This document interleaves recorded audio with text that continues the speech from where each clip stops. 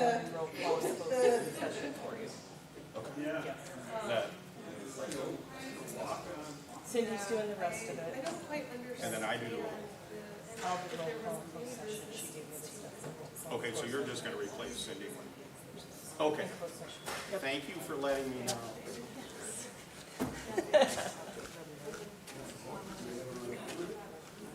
Feels like this to a certain extent. At least, yeah. I mean, You're you're not asking for a lot. have a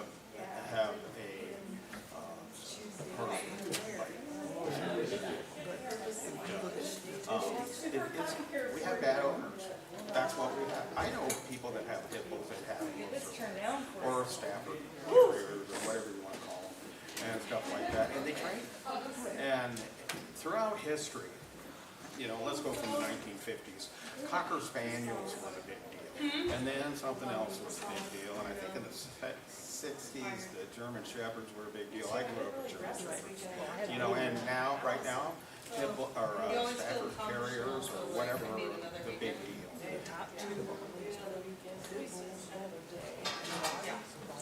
Rotties were the bad guys until the pit bulls showed. And now, and sooner or later, there'll be another dog that's the end dog to have. But I will, and Jim and I have talked about this, I will not vote for a breed specific because it's a bad owner situation. You can take a poodle with a bad owner, and that poodle will rip the shit out of people. We had somebody before you were on, and they ended up with 200 and some stitches from a husky. And the husky, it just got out, and it had not shown anything. And this woman in the neighborhood who just happened to be outside that dog was ripping the shit out of it. So you can point at different dogs, but I'll guarantee you that it goes back to a bad. That every breed, like with me, I like German Shepherds, but you have to understand, it's a German Shepherd. So there's a certain way you got to train it. It's not just a dog, and you just let it live. I'd really like to play something other than big dogs. Well, and Most of them are not just. the best thing you can do is you just shove your fist right down their throat and choke them. You know, and I've done that to a bad dog before, but it wasn't good. And choke them, and I tell you what, and you just keep moving forward. You keep your hand in there, you can't bite down. You know? But you know, Jim and I talked about this a long time ago. I said I'm not going to do it because it's a stupid law. You go, well, that's a pit bull. They have to have certain things. I talked to Tucker a lot about it. I said, what's that?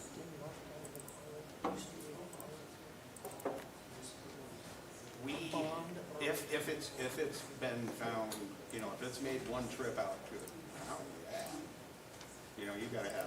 But then a lot of people don't abide by that. I mean, I'm very good. hi. I got to talk to Jim for a second. I stopped at D&E and I said, it's the 24th, your tires are due. And he said, well, I know. And I said, look, the city was supposed to come get this. And you said you'd have them out of here by the 24th. So we said, okay. So the city said, okay.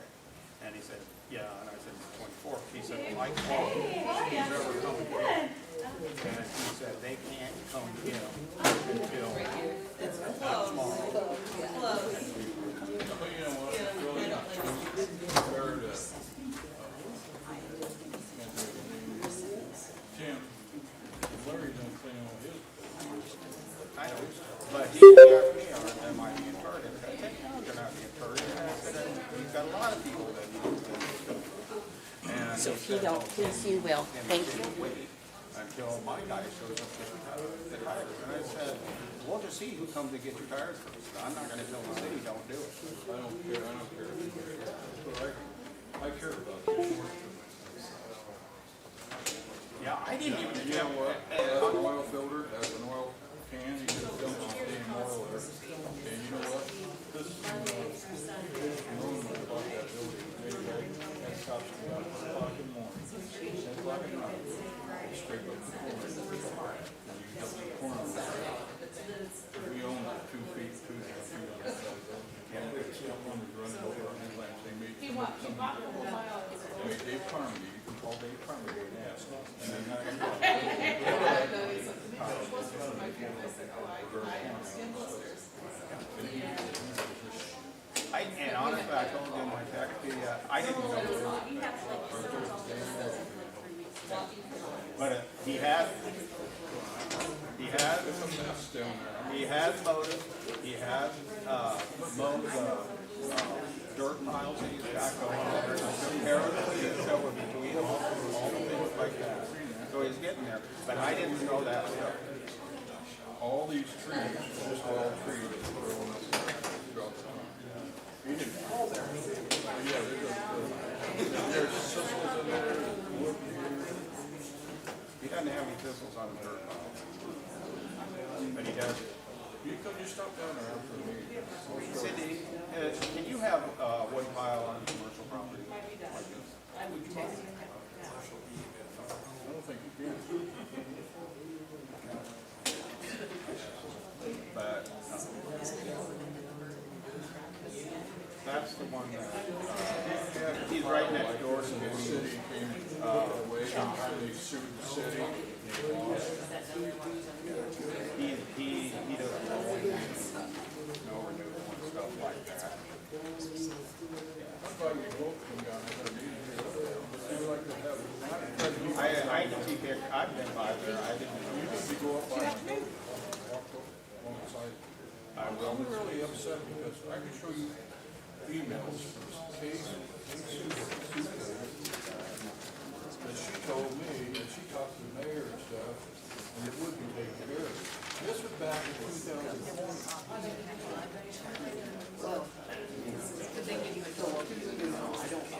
And she talks about where he sued us and stuff. She said, right here, I've been working with Jim Lamb, 16 Norfolk Avenue, back in July. She goes on console. Right here, the whole dang thing. I tried to find this. I tried to find a bonus.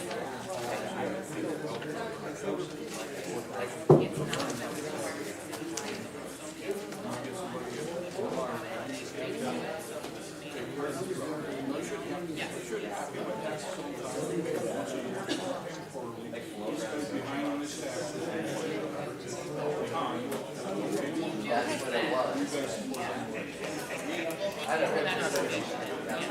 And if somebody isn't paying their taxes, we really have no say.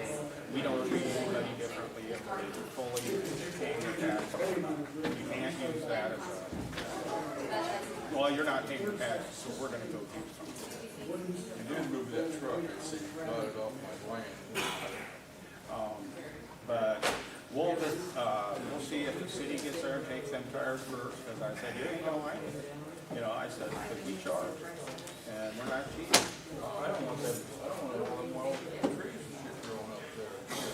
But all they're gonna do is. They're gonna sit there and get too tipsy. And go under his place. Well, you stop down and walk beside that building, my I building, will this week. and then look at his new building. And he's built like his new building. How are you, sir? Doing well. How are you? Great. Minus the heat. No, it's good. That's like your name. It doesn't make people care. It is. I like my air conditioning. Out of sight, out of mind.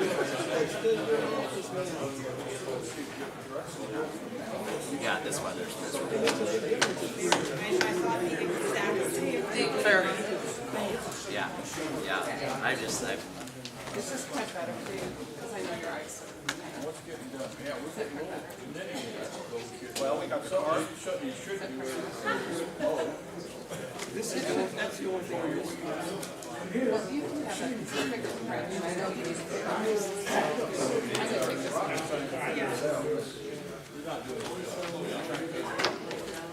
He's irritating me. Well, and you guys have this.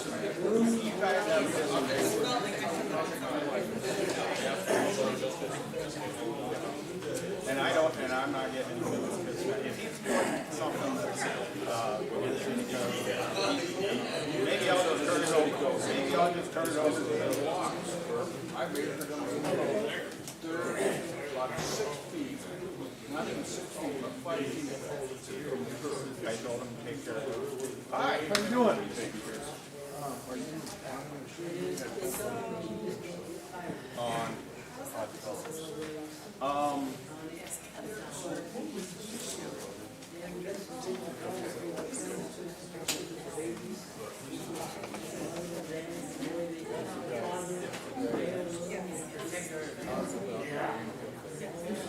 I would say you can have small.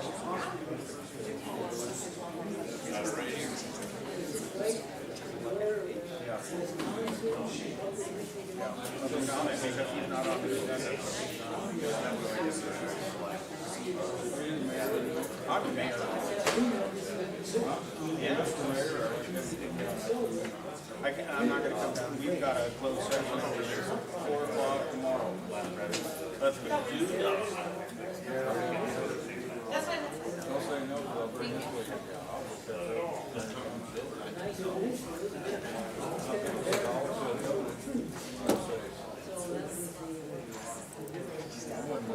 Not tomorrow night.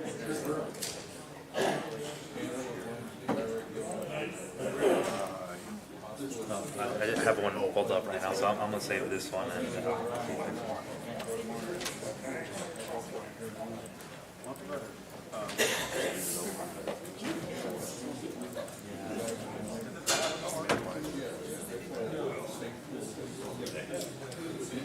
I tell you what, this week I'll go down there and I'll walk the fence line on your property. Okay?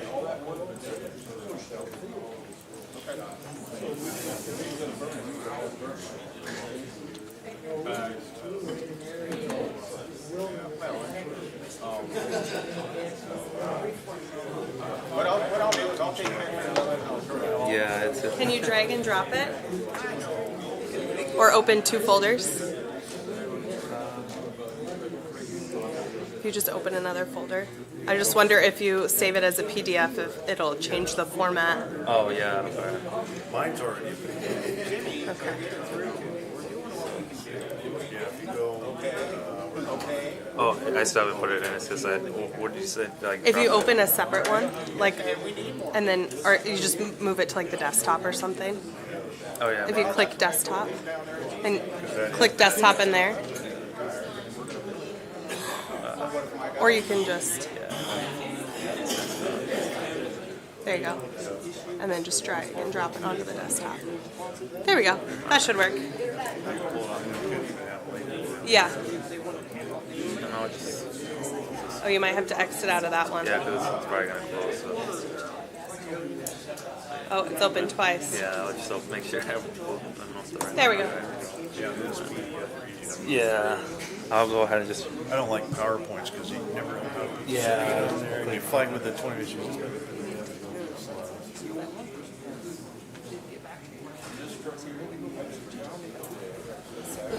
Let's see if that one goes. Yeah. You know, it just changes around, chasing around. That's it. Okay, yeah, I'll go ahead and drag it into this.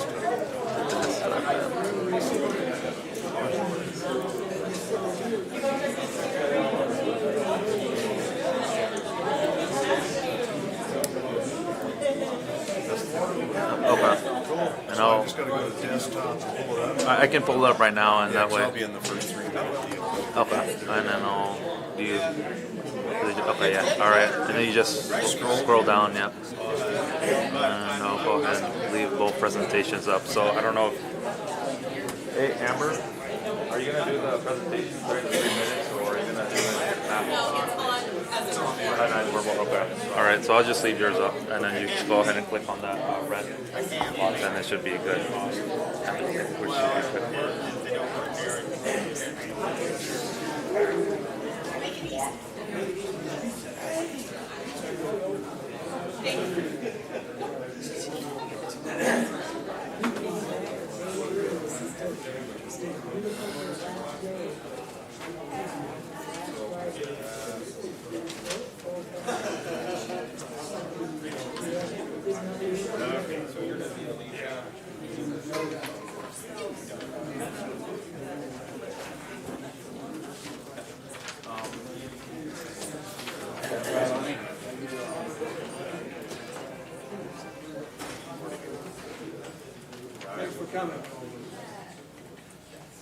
I promise.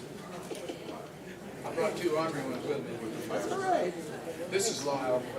Free Pie Monday at Perkins. When's that, tonight? Every Monday night. You have to buy a entree. And you get 3 minutes. Thank you. I just wanted to make sure.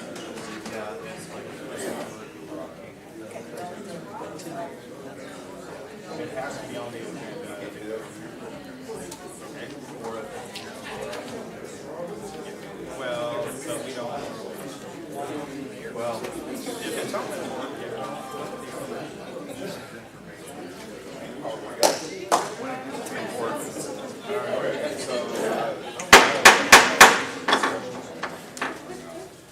I call this meeting to order of the Marshalltown City Council. We are in the City Council Council Chambers at 10 West State Street. It's June 24th, 2024 at 5:30 p.m. With that, would you follow me for the Pledge of Allegiance?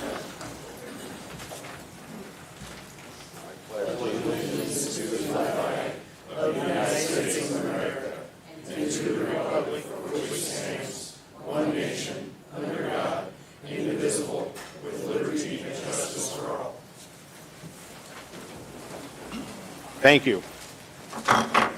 Can we have roll call, please? Bell, Here. Butterhoff, Here. Mitchell, Here. Nichols, Here. Schneider, Here. Thompson. Here. Okay. We're going to move down to public comment. Members of the public may make comments on any item that is not on the agenda during this time. The speaker shall approach the microphone, state his or her name and address. Comment shall be limited to 3 minutes unless a longer comment is authorized by the mayor.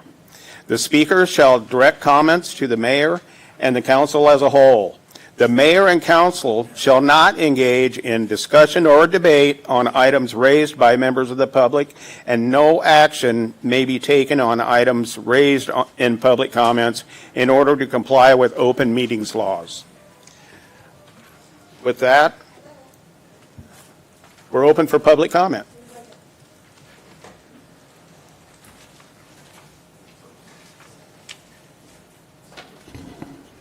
Linda Clark, am I on? You are- 306 South 2nd Avenue. And I guess it's so close to Father's Day. I am reflecting on my foundation. My dad retired from the 1908 Emmons St. L. Railroad building that's down in the Union Pacific Yard. He told me, never mortgage the house, Linda. He nearly lost it 3 times in the Depression. So I am a boomer and a product of being very frugal. And everyone in this town basically knows that that's what I've always been. And there's a lot of history in Marshalltown, which we have lost a lot of history. But everyone remembers the Stones Restaurant. And that was even listed with the Mile High Chiffon Pie in a cookbook that I have.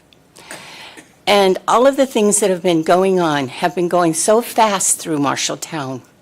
It seems like things need to slow down. I was really disappointed with the turnout for the primary vote. Every vote, as we know, counts. A person on council won by 2 votes. And so it's very important. I want everyone to remember Al Hoop and the integrity that the man had, because I live in the 4th Ward. And I am proud to say that I want somebody that is as qualified as what Al was, with all of the information. He didn't need to be told how to vote. He didn't need to have me tell him how to vote. And I want somebody that has that knowledge, that diversity, to do that. And please, everybody in the 4th Ward, turn out and vote. There is a person that's very qualified. He doesn't toot his own horn, but I know he has a lot of mental ability and capability, diversity all around the whole globe. And that's what we need, someone that knows what's going on in Marshalltown, someone that will fill the shoes of Al, who represented the people of the Fourth Ward as well as others in the community. And I very much miss him. And thank you, all of the public officials that have been so kind to me to answer questions when I've had them. And those people know that I appreciate them, and I tell them. And one has to be proud of the fact that we have so many homes that have been sold.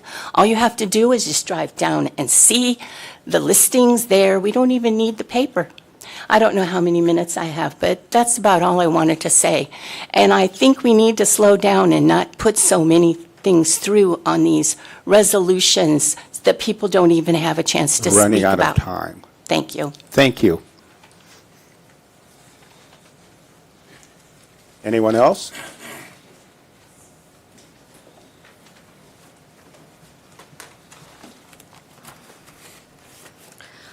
Good evening, council members. It's my understanding that the solar array issue was pulled from the agenda, so I want to speak to that for a moment.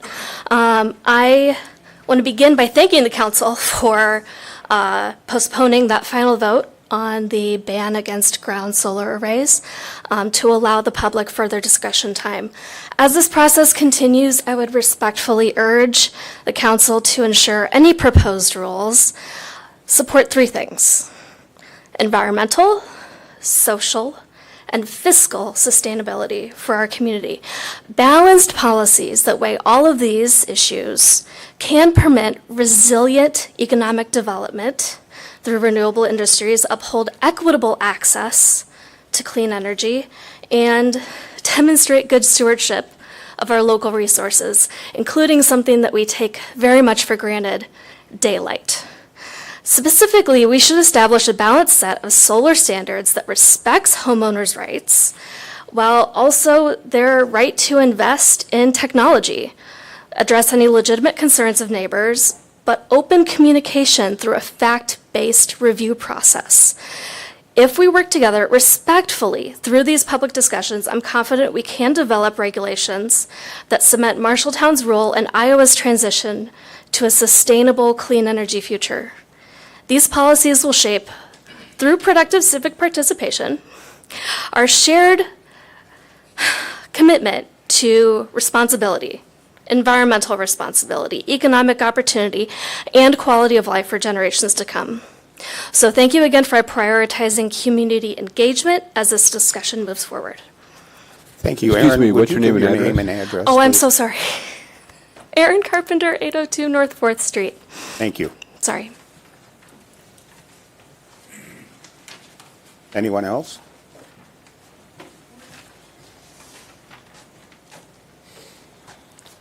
Yeah, my name's Jimmy Lee Lant. I live at 610 North 4th Avenue.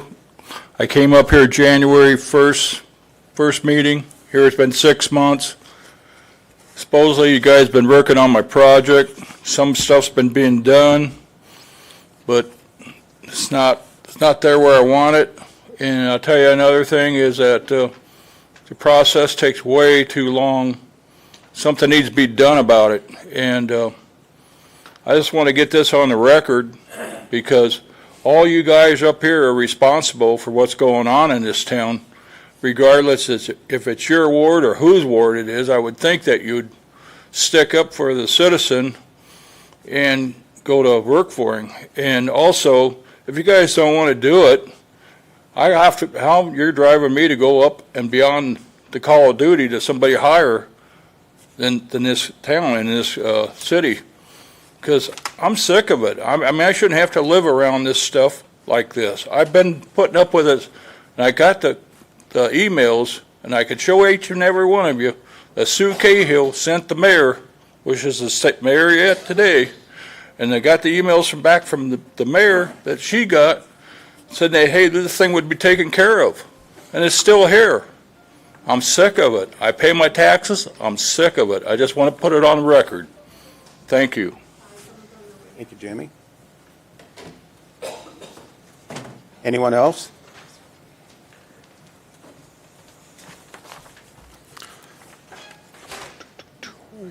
Is it that one? There we go. Awesome. My name's Dave Grieve, 2327 South Fifth Avenue, 126, 128, 128 and a half East Main, 369. I think I can get done in 9 minutes. Anyway, this is a bit of a history lesson here for the Oddfellows Hall. As most people know, I bought this building here and running Doodahs. And the main reason I bought the building was because of the Oddfellows Hall, which I didn't even know existed until I walked upstairs.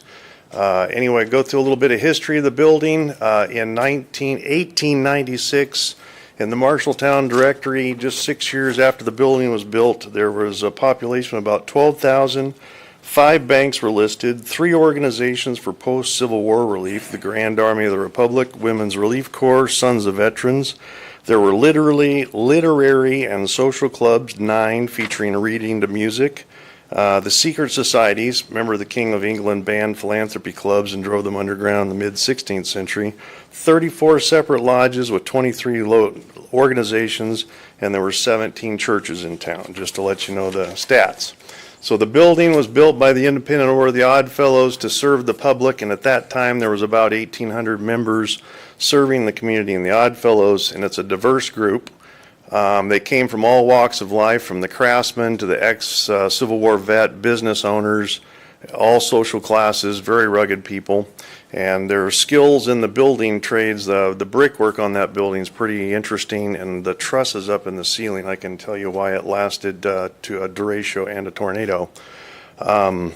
History of the Oddfellows is rather interesting. There are lodges that hit the United States in 1806, but it's officially accredited to Thomas Wiley in 1819, and he was an orphan at 5 years old in England. And if you remember the play Oliver Twist, that's when they sold orphans as labor back in those days. It was the Industrial Revolution, a lot of chaos and mayhem caused by the moving of people from an agricultural to a city environment. So he was very prominent in helping with the downtrodden, especially orphans, and their original motto is friendship, love, and trust. Anyway, the Oddfellows are still one of the largest fraternal orders, and I didn't even know they existed until I saw the building, but they're in 23 countries. They're in all 50 states of America. There's 4 lodges in Iowa.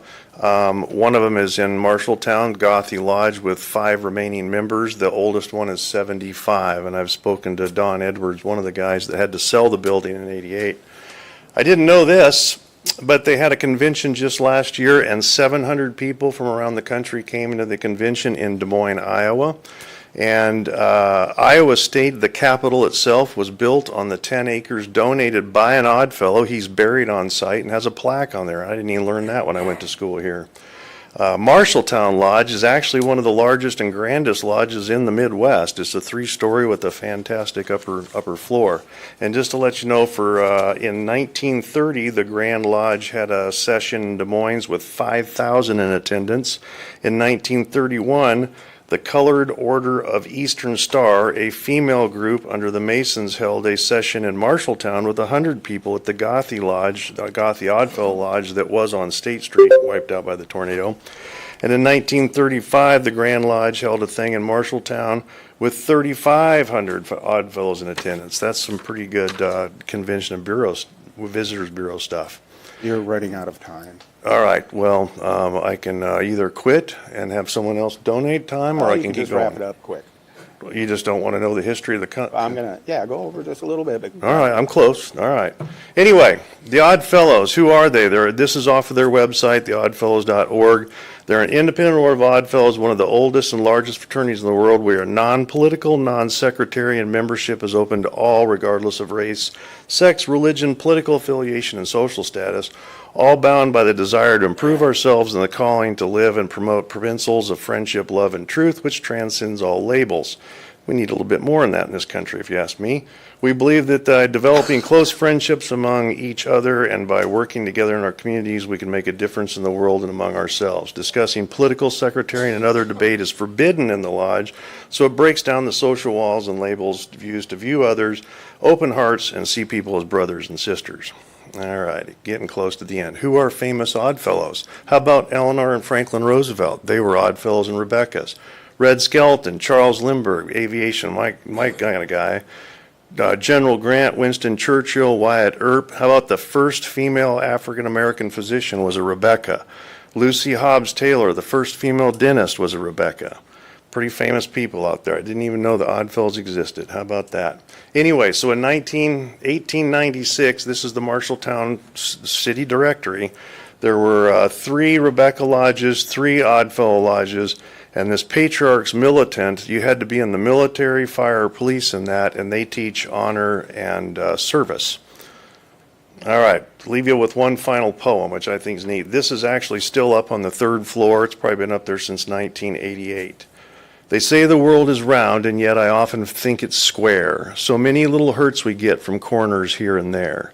But there's one truth in life I've found while journeying east and west. The only folks we really wound are those we love the best. We flatter those we scarcely know, we please the fleeting guest, and deal full many a thoughtless blow to those we love the best. That's why I like the Oddfellows. Thank you.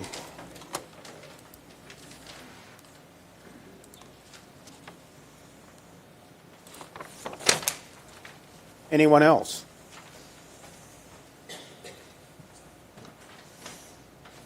I don't see anybody jumping up to their feet. Let's move on to mayor, council, and administrator comments. Do we have any council comments?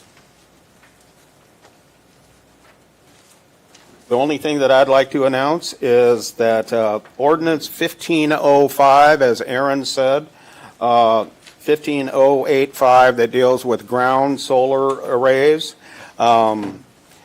The public hearing was inadvertently left off the agenda, so we will not be dealing with that tonight. I would expect that that would be coming up in future meetings. You have any comments? Years of service in June, we have Thomas Watson, police, 20 years. Courtney Watson, police, 20 years. And Tanya Hudnett, finance for 10 years. Congratulations to all of them. Now let's move on to Marshalltown Municipal Transit, Federal Transit Administration Award, or recognition thereof. Good evening, Heather Thomas, Public Works. I'd like to invite Kathy and David up to join me.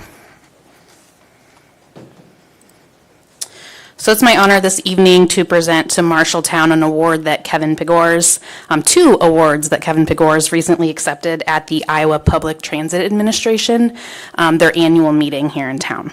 For the state of Iowa. The 2 awards that we received was for the Federal Transit Administration increase in ridership between the 21 and 22 fiscal years. We had a 63% increase in ridership, so that was the highest amongst our region, which includes Iowa, Missouri, Kansas, and Nebraska. So with that, I'd like to present that award.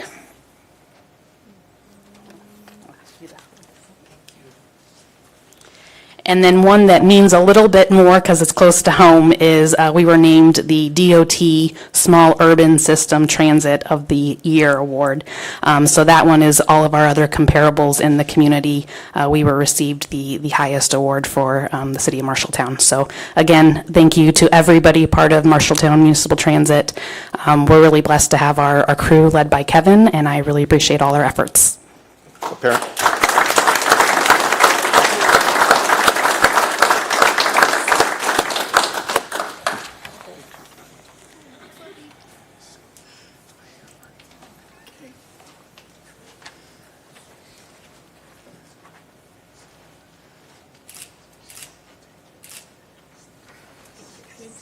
Thank you. Thank you. Apparently, we're doing a pretty good job there. Let's move on to consent agenda. Move to approve, Your Honor. Second. I have a motion and a second. Any questions or comments? Roll call, please. Hill. Yes. Ludahoff. Yes. Mitchell. Yes. Nichols. Yes. Snyder. Yes. Thompson. Yes. Okay. Moving on to item G, reports. First, we have the Impact Quarterly Update Report.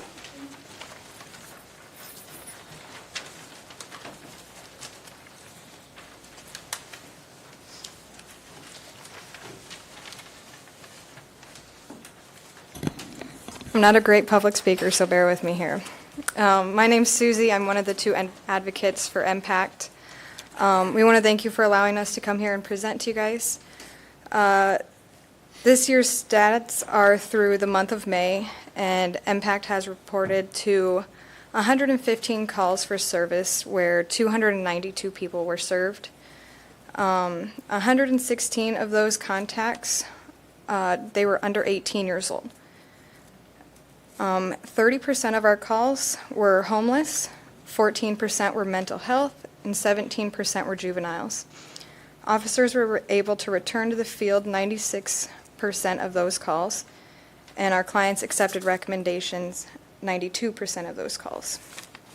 MPACT believes that follow-ups are very important, and this year those numbers have skyrocketed with 533 follow-ups, 980 contacts. Follow-ups are important because we feel that it's beneficial for the clients to feel supported and to hold them accountable also. My partner and I usually work together as a team. However, as a team, some clients may take a liking to one over the other. And my partner, Tiffany, she's not here today. She's taking some much needed time off. She encountered a young teenager who was struggling to go to school. She was struggling to eat, had an eating disorder. And they were just struggling as a family, a lot of anxiety. And Tiffany came in and just worked on coping skills with her, worked on somebody to talk to. And sometimes that's all we need, is someone to talk to. The juvenile was going to school. She made the varsity volleyball team as a freshman. And she recently took a trip to Washington, D.C. So now, this may not have been a police matter, but Tiffany's work here with this young female helped her out to enjoy her life again. Another call that we would like to share is a female who recently lost a roommate to medical issues. The roommate's family had showed up to collect their mother's items. In this sort of situation, emotions run very high. So a fight broke out at this call, and PD and MPACT were called. PD worked with the family to help get the mom's items out for the family, and I worked with the client that was the previous roommate. Again, police weren't able to go back out into the field this one, but this shows how our collaboration together deters an arrest and makes for a better situation. MPACT also recently attended the National Co-Responders Conference in Omaha, and we learned a lot about other programs that are like ours. This was mine and Tiffany's first year going to this, and it was an amazing experience. We learned a lot. There was one class where we learned how to deal with juveniles who are acting out, and it brought forth some really interesting points that we can definitely utilize to help us work better with those juveniles and get them to the resources that they need. We're also looking into a new software for our documentation to ensure that client information is safe and help us to collect that data a lot easier. You know, we can keep track of the numbers that we're doing a lot easier. Again, I want to thank you for your support for the program and for allowing us to speak. Would you say that are you getting busier? Absolutely. Absolutely. Yes, absolutely. Honestly, Tiffany and I are stretched thin a lot of the times, but that's also a great thing because that says that MPACT is getting their name out there, that people aren't afraid to come to MPACT instead of calling the police for a situation. It frees up the police time and kind of lets people know that we're here too. I know MPACT did such a good job. One of the instances that you guys had to work quite a bit on was a homeless property on North First Avenue that was quite a problem, and it was very complicated. It was extremely complicated. That you guys worked it all through and got that done. Yes. And the neighborhood really likes you guys, I think. But, not everything is easy or a cop job, and that's where you guys come in. You're so valuable to be able to kind of bridge that gap. So keep doing good work. Thank you. Anyone else have any questions? Your Honor, if I may? You may. This is Susie, right? Yes. So I missed your number. How many homeless did you serve? We. Were those cases or were those actual number of individuals? So since the beginning of the year, 35 out of 115 of our calls were homeless. And those are just calls for service where we went out. So you don't have a number if that's 10 homeless people or 2 homeless people. It was just 35 calls. That would be a question for David. I only read off what he gave me. All right, thank you, Susie. However, several of those follow-up calls, 198 out of 533, which is 35%, were homeless calls. And that's part of the reason our follow-up calls had skyrocketed. We worked extensively on the house that had some homeless members living behind it. We did a lot of work out there. Anyone else? You do a good job public speaking, by the way. Thanks, I'm not shaking or anything. Okay, thank you. Next, we have the Arts and Culture Alliance Annual Report. I'm moving this. Hold on, let me pull this up quick. I think it got exited out.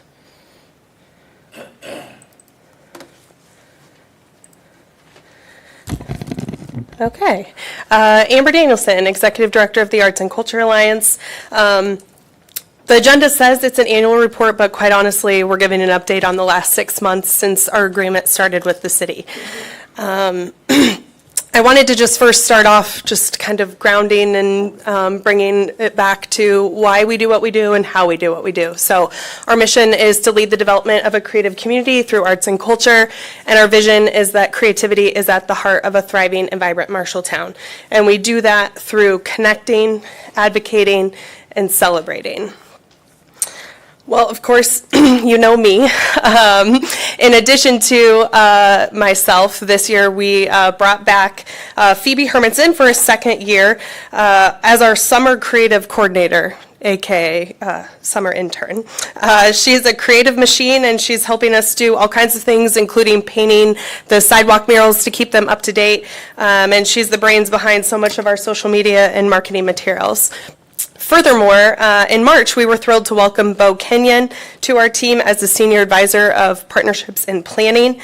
With decades of experience in the arts, planning, and leadership, Bo brings a wealth of expertise to our organization, and his role is focusing really primarily on the implementation of the Arts and Culture Master Plan, which includes developing timelines, performance metrics, measurable outcomes, and repeatable processes.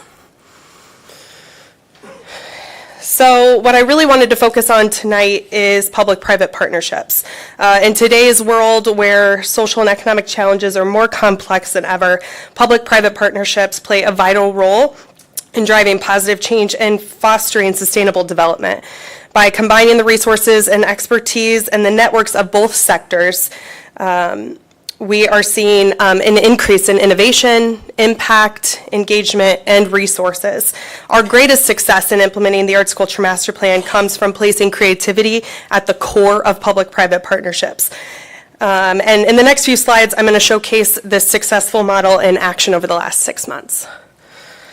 Everything we do is participatory and community-centered. Our projects, programs, events, and initiatives can generally be categorized into 3 areas: creative placemaking, experiences, and cultivating. Creative placemaking, that I know I've talked a lot about up here before, is all about utilizing the power of creativity and reimagining and revitalizing public spaces, making them more vibrant and inclusive and reflective of our unique identity. By integrating art and creativity into the DNA of who our community is and into places, this can foster a sense of pride and ownership among residents. And specifically through creative placemaking over the last 6 months, our efforts have primarily been focused on the redevelopment of the Lynn Creek District and the redevelopment of Main Street. Experiences, we are committed to engaging and amplifying the local arts and community This year, we launched the Summer Artist Series in partnership with the Outlet in downtown Marshalltown by supporting 8 different artists. Even earlier this month, the first event drew over 200 people and 17 of the 25 pieces sold. Furthermore, straight out of the Arts and Culture Master Plan, we are teaming up with Marshalltown Tourism, the Iowa Veterans Home, and Zamora's Fresh Market, giving out 100 free blankets at the 4th of July community picnic, inviting the community to place their blankets side by side and make the largest picnic blanket. However, beyond the events that we're hosting throughout the year, we're working hard to uplift and amplify all the amazing arts and culture that are happening in Marshalltown. The art scene is on fire in Marshalltown, and these events mean business for our community. One of the most recent and extensive studies released this last year for American for the Arts revealed that specifically in Iowa, individuals who are attending arts and culture events are spending $30.81 beyond the cost of events. Talk about babysitters, talk about going out to dinner beforehand, and so on and so forth. And so just taking into consideration on some of our events that are happening in our community, like Live on Stage or out at Grimes Farm or the public library, and you can go on and on and on. Taking the example of Live on Stage, annually they host about 7 concerts, drawing around 500 people each. The economic impact of Live on Stage annually is $100,000 to Marshalltown. And lastly, our focus on cultivation is not just here locally, but also statewide. It's networking, building relationships, collaboration, and professional development through our quarterly network with our arts and culture organizations, to engaging and connecting with the communities that exist within our community, and investing in the skill building of the organizations who are driving the development of Marshalltown's ecosystem. So implementation. Following the city's support of the Arts and Culture Master Plan last November, we were able to leverage that investment and more than double the support locally over the course of the next 5 years. This support enabled us to expand our creative leadership team, and also so that we could focus on our services with the city for creative placemaking, while also enhancing our services to the greater community through connecting, advocating, and celebrating arts and culture. However, the additional support we garnered was successful because of the city's investment. The private sector not only desires, but requires the city's participation in this work. Embrace the Lead. While not a city project, it is important to showcase the success of another public-private partnership where creativity was at the heart. In September of 2023, in partnership with the Marshalltown Community School District, Iowa artist Akwi Inji took the lead in creating a video with a unique approach on storytelling and highlighted the strengths of our district and points of pride. The Embrace the Lead video is a unique and innovative approach to inspire and amplify and elevate the school district while increasing community pride. Because of its extensive success, the original video in just the last 6 months has turned from 1 video into 7 videos, received 17 awards, and just 3 of the 7 videos have reached over 100,000 people through social media. Sorry, we've got a delayed. There we go. So again, connecting it back to the Arts and Culture Master Plan, the 5 placemaking themes: revitalize over restore, in particular Embrace the Lead addresses through first impressions matter. This is the first taste that a lot of people are getting of our school district, and showcasing it in a really high quality way and celebrating it in a really unique way for our district. Building bridges. The district through this video is authentically celebrating the cultures and heritage and the backgrounds and their commitment to inclusivity and cultural vibrancy. Activate Hope. One of the awesome programs that was highlighted in the video was our 8th grade mariachi band, which so many people in the community didn't even know existed. And what I hear is now one of the most desired performers in Marshalltown.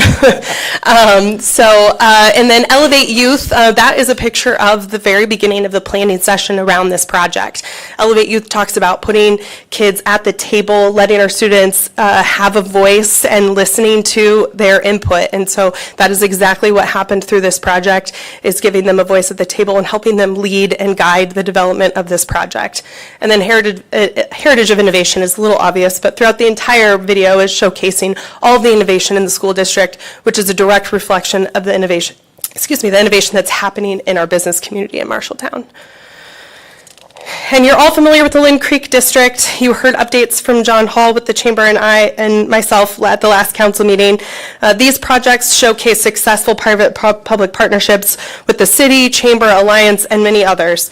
But thanks to the emphasis on creativity at the core, we're seeing massive success.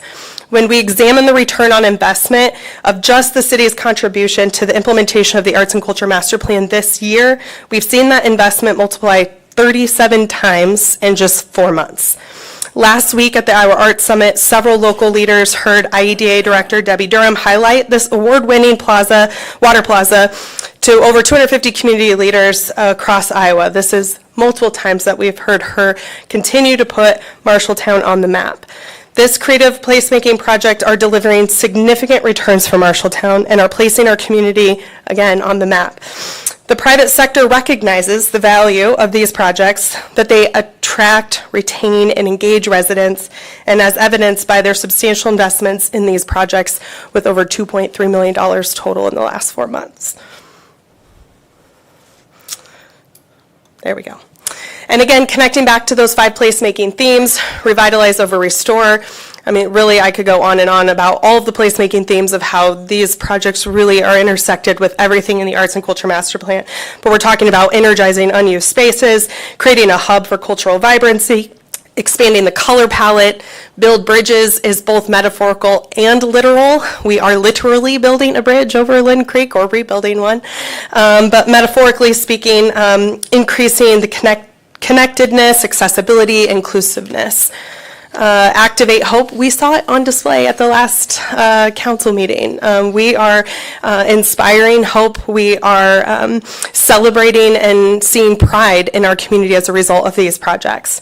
Elevate Youth. You can date all the way back to the very beginning of these projects. We're listening to our community, in particular our youth, and what they wanted to see in these projects was at the core of how we got these things up and off the ground. And lastly, Heritage of Innovation. This is actually an image that Snyder and Associates, who is working on the bridge and trailhead, pulled as they were doing their research of the history of Fisher and their connectivity to biking in our community. And furthermore, beyond, in particular, this project being part of the creative placemaking agreement with the City of Marshalltown and the Arts and Culture Alliance, our help in increasing capacity building through partnerships in grant writing, marketing and communications, press releases, storytelling, and then also in partnership with the Chamber, the fundraising efforts. So what's next? The Arts and Culture Master Plan identified a host of potential partners to create a thriving and vibrant community. At the core of our work are these foundational partners, including the city, Martha and Ty Foundation, Community Foundation, the school district, Central Business District, Chamber, Iowa Valley Community School District, and many others, to ensure the implementation of the master plan is addressing key community priorities and accomplishing shared regional goals. Again, the master plan was not developed to stand alone as a separate plan. It was to be an implementation strategy to accomplish the plans already driving Marshalltown. Through the work of our senior advisor, Bo, we are working diligently to develop timelines, performance metrics, measurable outcomes, and repeatable processes to ensure that we can tangibly communicate the value and increase of the impact of this work. We are actively analyzing case studies of past projects, programming, and initiatives to scale our existing and new models for increased access, ownership, and impact. And lastly, we're working through a ton of surveys through both arts and culture organizations and artists to better understand the needs for professional development and skill building so that we can network, learn, and grow together. Through this next phase of implementation, we are focused on cultivating artist-led initiatives that transform Marshalltown into a hub for vibrancy and innovation while activating the Arts and Culture Master Plan through collaboration and partnership. And lastly, throughout this presentation, we hope it is clear that the Arts and Culture Alliance is not working alone. Our success is deeply rooted in significant public-private partnerships. You may have noticed the reoccurring theme of hexagons in our presentation. In Jason Tetlak's mural at the Orpheum titled Perspective, hexagons are in the background to symbolize our interconnectedness. Marshalltown's momentum and success over the past 6 months extend beyond merely recognizing our interconnectedness. They have demonstrated the power of prioritizing it. We are seeing the transformative impact of truly valuing and investing in public-private partnerships. And this is the Arts and Culture Master Plan in action, bringing what was once in the background to the forefront. If you have any questions, I'd be happy to answer them. Amber, could you repeat that? For every dollar that the city has given to the Arts and Culture Alliance, we've seen a return of $37. So that is just in particular comparing it to the investment that we've seen in the Lynn Creek District. So far, the 6 months of our contract, we have seen a return on investment. Again, that's just looking at our dollars alone. We're doing this in partnership with the Chamber. John and I actually compared numbers earlier last week, and combined with the investment of both organizations, we're looking at over 20 times. So it is a significant return on investment for a small investment in the public-private partnerships that we're able to garner and increase resources and connect with community that is just not able to be done separately. That's a pretty good deal. I think it's a good deal. I mean, I would take that investment. Does anyone up here have any questions? Okay. Thank you. Amber. Next up, we have automated traffic enforcement, what's called ATE, and flock safety camera updates. Thank you very much. Chris Jones, Captain of Operations for the Police Department. I'm here to discuss our year program with the ATE program. About 18 months ago, we had discussions with the City Council about bringing an educational component to the problem of speeding in our community, and then also a enforcement component by joining with Census GATSO for automated traffic enforcement cameras at 2 locations, one on Lincoln Way and one on 12th Avenue Governor Road, in conjunction with the possibility of having a mobile unit. We almost made it through the year without any general complications. Right now, our program is currently suspended. I am working on an application with the state of Iowa, with the Iowa Department of Transportation, for the continuing our program. We're working on making some adjustments logistically to some of the signage here locally that the state is going to require once our permit is approved. And for the most part, we received the application last Thursday. It's due on Monday. It's very extensive. We do and are preparing all of that information and confident that it's going to continue.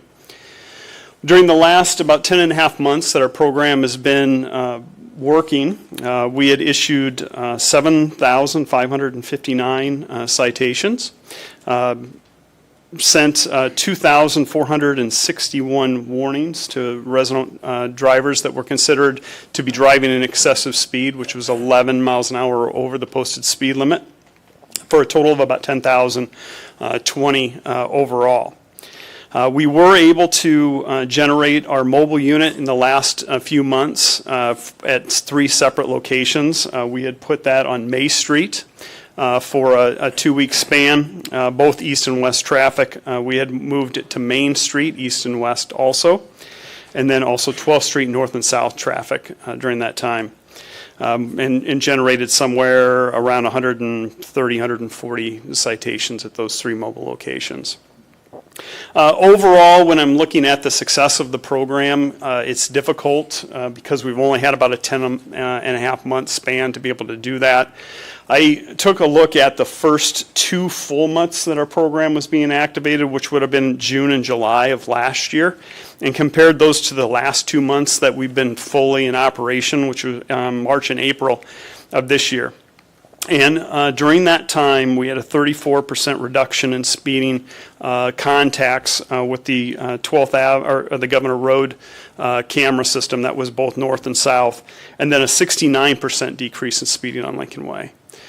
So ideally, the educational part of it isn't necessarily just us. We worked with local media. We worked with a lot of regional media that took interest in our program. But it's coming up here and talking about the problem of speeding in our community and getting out there, and the public talking about the concerns. And I know there is some negativity that actually comes out in the social media, but there's a lot of positive comments that come out in those social media posts about wanting the cameras in their neighborhood and having concerns. And as long as we keep talking about this issue, I think that we can continue to decrease and look at those numbers. Captain Stevenson and I, during the last few months, had an opportunity to deploy the mobile unit. It is a 1 to 2 person job to get it activated, and been really overwhelmed at the people that come by, give us a thumbs up, ask, how can we get that in our neighborhood, and show praise and appreciation for that. Not one time have I went to any neighborhood and explained what we were trying to do. People were very generous because the mobile unit actually has to be on someone's property, and I asked permission for that to happen. And they've been overwhelmingly accepting of it, and it's been definitely a good experience. On top of the citations that are issued, we have a 60% payment rate. I think about 12 months ago, they came in and said it was probably going to be about 25 to 30%. So the community understands the importance, and we're also working with a company called ARC Management Group to finalize some collection efforts to be able to close in on that remaining 40% of those citations that aren't being paid. Entertain any Anyone have any questions? Can I, just to reiterate, you don't just put the mobile unit somewhere just to surprise people, correct? No, we have been giving notice about where we were going to put the mobile unit in advance. And for the most part, what we tried to do is try to integrate our sign trailer in along with the mobile unit. It was somewhat delayed. We had some sign trailer mechanical issues with the batteries, but we tried to do that when it was possible. And that program is the same program that I'll be applying to the Iowa DOT, to work with the education aspect and then continue working around town at those essentially hot spots. I know that for the Iowa DOT application, this is somewhat unusual because with the mobile unit, we can actually go down and do single directional, but we can change the direction. The DOT is requiring us to apply for each location that we're going to put the mobile and each direction that we're going to put the mobile. So I have 9 separate applications to file with the DOT justifying each one of those. So we took some of the areas that were more critical. Many of them are around elementary schools and the approach of elementary school traffic. Obviously Lincoln Way and 12th Avenue Governor Road. And then I also did add Marion Street near the pedestrian walk through on Marion by JBS. With the truck traffic in that area and people that are coming and going from work, it seemed like an area that we could definitely, with the citations that the officers have issued, we can justify a mobile unit in that area. Okay. Any other questions? Okay. Okay, thank you. Can I get a question? Yes, Jim. So I have 2 questions. Jim Shaw, 522 North 2nd Street. My first question is, I thought with the mobile unit that you had to put a sign out saying that it was going to be there. And then my other question was, on the flock cameras that we had, did you guys get a picture of the car that the guy that shot somebody at Center Street Station left town on? I mean, obviously he's not here. Two separate questions. Yep. Captain Stevenson can handle the flock question. Okay. The mobile unit from the state standpoint, just, sorry. Sorry. The mobile unit, to answer your question from the state's perspective, is that we actually have to notify people from outside the city limits. It's any highway that's entering the community to be able to put up and inform them that we are going to use photo enforcement. Now, once that law was enacted on May 17th, no mobile unit tickets were issued. We stopped those until we could get the signs up. And then the state allows us, once we get everything in order, as the state has dictated, that we can continue enforcement until October 1st, until the state determines whether or not our program can continue or not. Because the last thing that I heard from Chief Tupper when he was up here talking about everything being up in the air was that there hadn't been any decisions yet on whether when you moved the camera, if you had to put a warning up for the mobile one. Yeah, the law specifically states that the mobile unit, if we have a mobile unit in our community and it is approved, that the signs need to be put at every entrance coming into the community, that there's a. Into the community or into where the mobile Into the camera- community. So any road that comes into Marshalltown, any highway, it That was what technically I is what it understood, is. but thank Yeah. you. Yep. Can I get my thought question? How many feet does that have to be posted? Jim, if anyone's going to ask any questions, you need to come up to the microphone, please. I'm going to handle the flock question. That's an active investigation, and we're not going to make any comments about what evidence we do or do not have in regards to an active investigation. So, Jim, if you got a question for Captain Jones, come on up. Yeah, Jimmy Lant, how many feet does that have to be posted before the camera? I mean, notifying the people that there's a camera in use. And I don't have the specific number right now at how many feet. And off the top of my head, I believe it's 300, but I don't know specifically. It's detailed in the state law. And our Public Works Department is looking at moving those signs within those perimeters. I think it might be even within 500 to 1,000 feet, somewhere within. Yeah, why I ask, I travel a lot of different cities, and I pay attention to these cameras, and they come on my phone too, and they seem like a lot farther distance, letting you notify there's a speed trap up ahead, or what do you want to call it, cameras in use, where Marshalltown, you get right up on it and it's there. Just like on 12th Avenue, there isn't much notification. Boom, you're there. So I just want to know if it's a state distance required per camera throughout the state of Iowa, or how does that work? Because it seems like most of these other cities I go to, they give you a pretty good notification there's a camera in use. But Marshalltown, it's a short distance. So The state law actually dictates how or where the signs need to fall within a certain area after or before the speed zone that's going to be enforced. We are currently working at putting those signs in the correct spot. There are a couple areas where they were closer than the camera, and we are moving those back. We are not enforcing any of those citations in those areas where the signs weren't correct. So once we were notified that there may need to be some adjustments, we've suspended until we do the correct thing.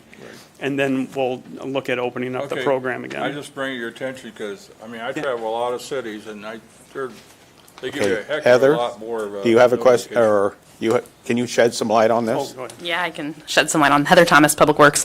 Currently, at all of our fixed sites right now, we have 2 advanced signs. Both of them are within current spec of the state code. We have one at the entrance to the community or the highway or the street at that location. We also have one in advance of the actual device itself. Effective July 1, that distance has been further clarified to be 500 to 1,000 feet. And my understanding is those signs were moved today on the 3 fixed sites. Okay. Thank you. Got another one. Jim Shaw, 522 North Second. This one you might not want to answer. What's the range for the camera? Is it the 500 feet or 1,000 feet or? Usually what I tell people is if you look at the camera, there's a sign on either end of the camera that says that there's photo enforced, right? Mm-hmm. And it's in between those 2 signs. That's all the range it's got? Yes. Thank you. Thank you, Captain. Thank you. And now we'll have Flock Cafety. Hi, Lou. Kyle Stevenson, Captain, Marshalltown Police Department. I'm in charge of support services. I'm excited to be here tonight to talk to you about our Flock program. Flock was approved at the end of last year, and we are still in the process of getting it fully set up. So we've ran into a couple snags. State permitting took an extended period of time. When we first got into our contract with Flock, they said approximately 3 to 5 months. Now they don't guarantee that, that's just approximate. So the state permitting delayed us slightly, Now we do have all state permitting, and we've run into a supply chain issue on the actual poles because the state permits require a certain type of pole along state highways. So I will tell you right now, we aren't even fully up and running. And even with that, Flock has been a tremendous asset to our city and to our organization. Flock is quickly becoming the rule, the way that crimes are solved, not the exception to that rule. Officers are quickly relying on Flock to help us identify individuals that have been involved in a number of different crimes in our community. I will tell you that we've had major crimes in our community that Flock has been instrumental, but we have used it to solve major thefts in our community, to solve hit-and-run accidents. The thefts could be, one in particular that I'm thinking of is also another ongoing investigation, so I've got to be a little bit careful on the things that I talk about, but I'll tell you, in the tens of thousands of dollars worth of things stolen, and Flock is used to identify the people involved in this case. All the way down to our shoplifting incidents from retail stores and stores in our community. Officers have been able to look at local wanted people through our alerts like we talked about when we first got this. The real-time alerts have been extremely valuable. It's a very quick response. So when somebody drives by one of the cameras and they have, for example, they've got a warrant for their arrest, driving stolen vehicle, plates are stolen, the same things we discussed before.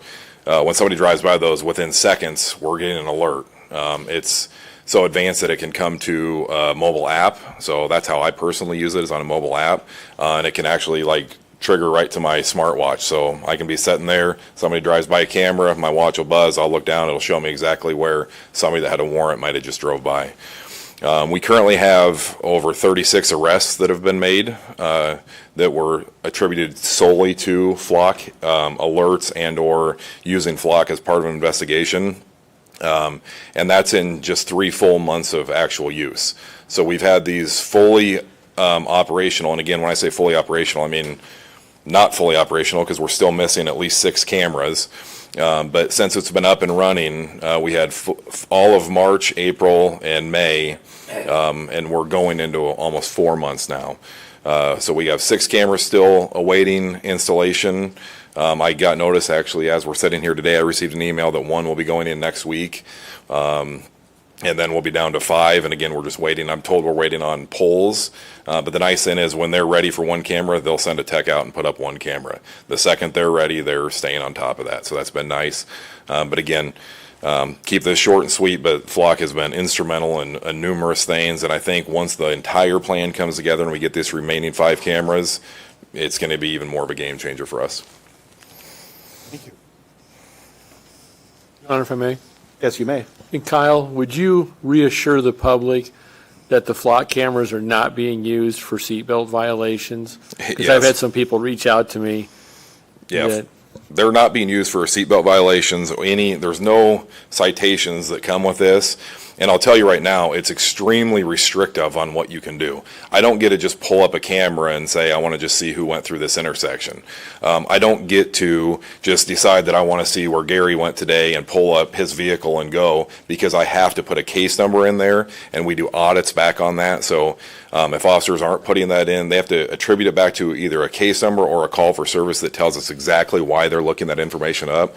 So it was a little frustrating when we first got this, because it's really exciting and you want to get in there and see what it does, and then it's like, well, I can't even really get in there and run stuff. So, quickly reasons come up to run stuff, and you get to kind of see how the system works. But I think as we perfect the system and learn how to use it, and we get the entire system in place, I think it's going to be instrumental for us keeping our community safe. And again, it already has been with a partial plan in place.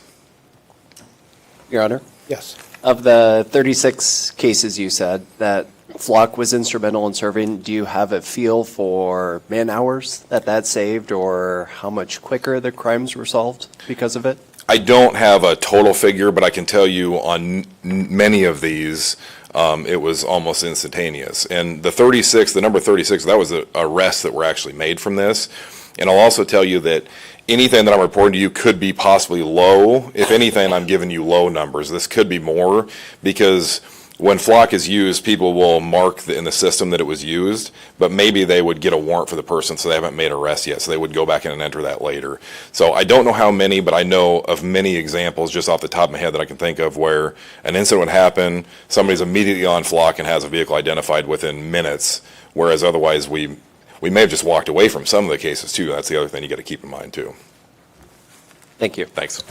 Your Honor, another question? Yes. To tag on to what Counselor Kell just asked, do you even have access to the numbers of cases that have been solved outside of Marshalltown? That the flock cameras in Marshalltown have picked up something? I mean, you would get those alerts too, correct? It's a great question. I do have access to that information. I can see when people access all of our cameras, anybody else that we give access to, but of the reports that I've run, that has not been one of the things. It's a great question, something I'll look into and see if it's easy to figure out. This number you're quoting, that's specifically Marshalltown cases? That's Marshalltown. Or Marshall County? Correct. There may have been one or two of those cases. I know for one example was we had a vehicle hit a flock camera, a person had a warrant. They were already outside of town by the time we called it in, and Tama County stopped them on the county line and arrested somebody on a warrant. So, but yes, generally, that were in our community that we initiated the case at least. Well, Kyle, I don't need you to go make more work for yourself to get that number for me. I was just curious. It would be interesting too. Yep. Could you reiterate that none of the flock cameras are on private property and they're not, that they are only watching public property? That's correct. Yep. They're all on public right away. They're all just monitoring vehicle traffic, vehicles in traffic, places where you would normally drive and anybody could see you driving anyway. And again, even though we could stand there and watch every single one, with this system it doesn't allow us to really do that. It's only when it's a targeted reason that we're looking for a specific vehicle, things like that. So it's a little bit more narrowed focus on how we're using the cameras.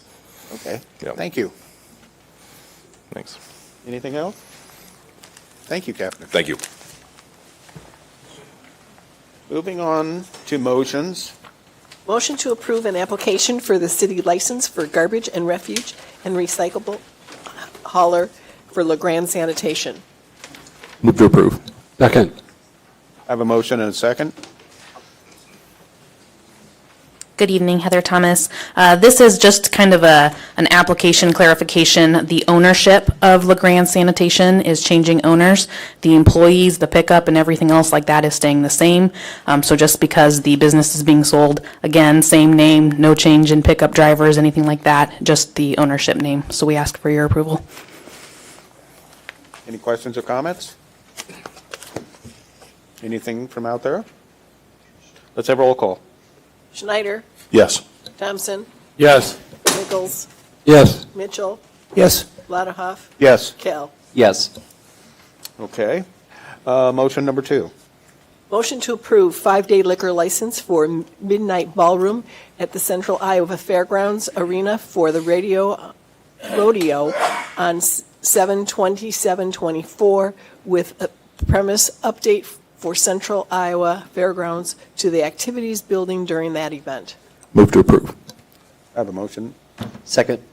I have a motion and a second. Any questions or comments? Roll call, please. Lottahoff, Yes. Kell, Yes. Mitchell, Yes. Snyder, Yes. Nichols, Yes. Thompson. Yes. Okay, let's move on to number 3. Motion to approve 5-day special Class C retail alcohol license for 13th Street District event on 7/3. Move to approve. Second. I have a motion and a second. Is there any questions or comments? Roll call, please. Thompson, Yes. Nichols, Yes. Lottahoff, Yes. Kell, Yes. Mitchell, Yes. Snyder. Yes. Okay. Motion to approve 5-day special Class C retail alcohol license for Friends of the Orpheum Theater for a live after 5 events on 7/5, 7/12, 7/19, and 7/26. Move to approve. Second. I have a motion and a second. Is there any questions or comments? Roll call, please. Nichols? Yes. Schneider? Yes. Mitchell? Yes. Lottahoff? Yes. Kell? Yes. Thompson? Yes. Okay, first, we need to have a motion to untable the resolution 2024-120, providing for the conveyance and transfer of title for 510 East Main Street from the city of Marshalltown, Iowa to RMB Cooperative. I so move. Second. I have a motion and a second. Is there any questions or comments? We will require 4 votes for a positive. Yep. Thank you. Roll call, please. Mitchell? Yes. Thompson? Yes. Schneider? Yes. Lottahoff? Yes. Kell? Yes. Nichols? Yes. Okay. That passed, so now we can move on to the resolution 2024-120, providing for the conveyance and transfer of title for 510 East Main Street from the city of Marshalltown, Iowa to RMB Cooperative. Move for approval, Your Honor. Second.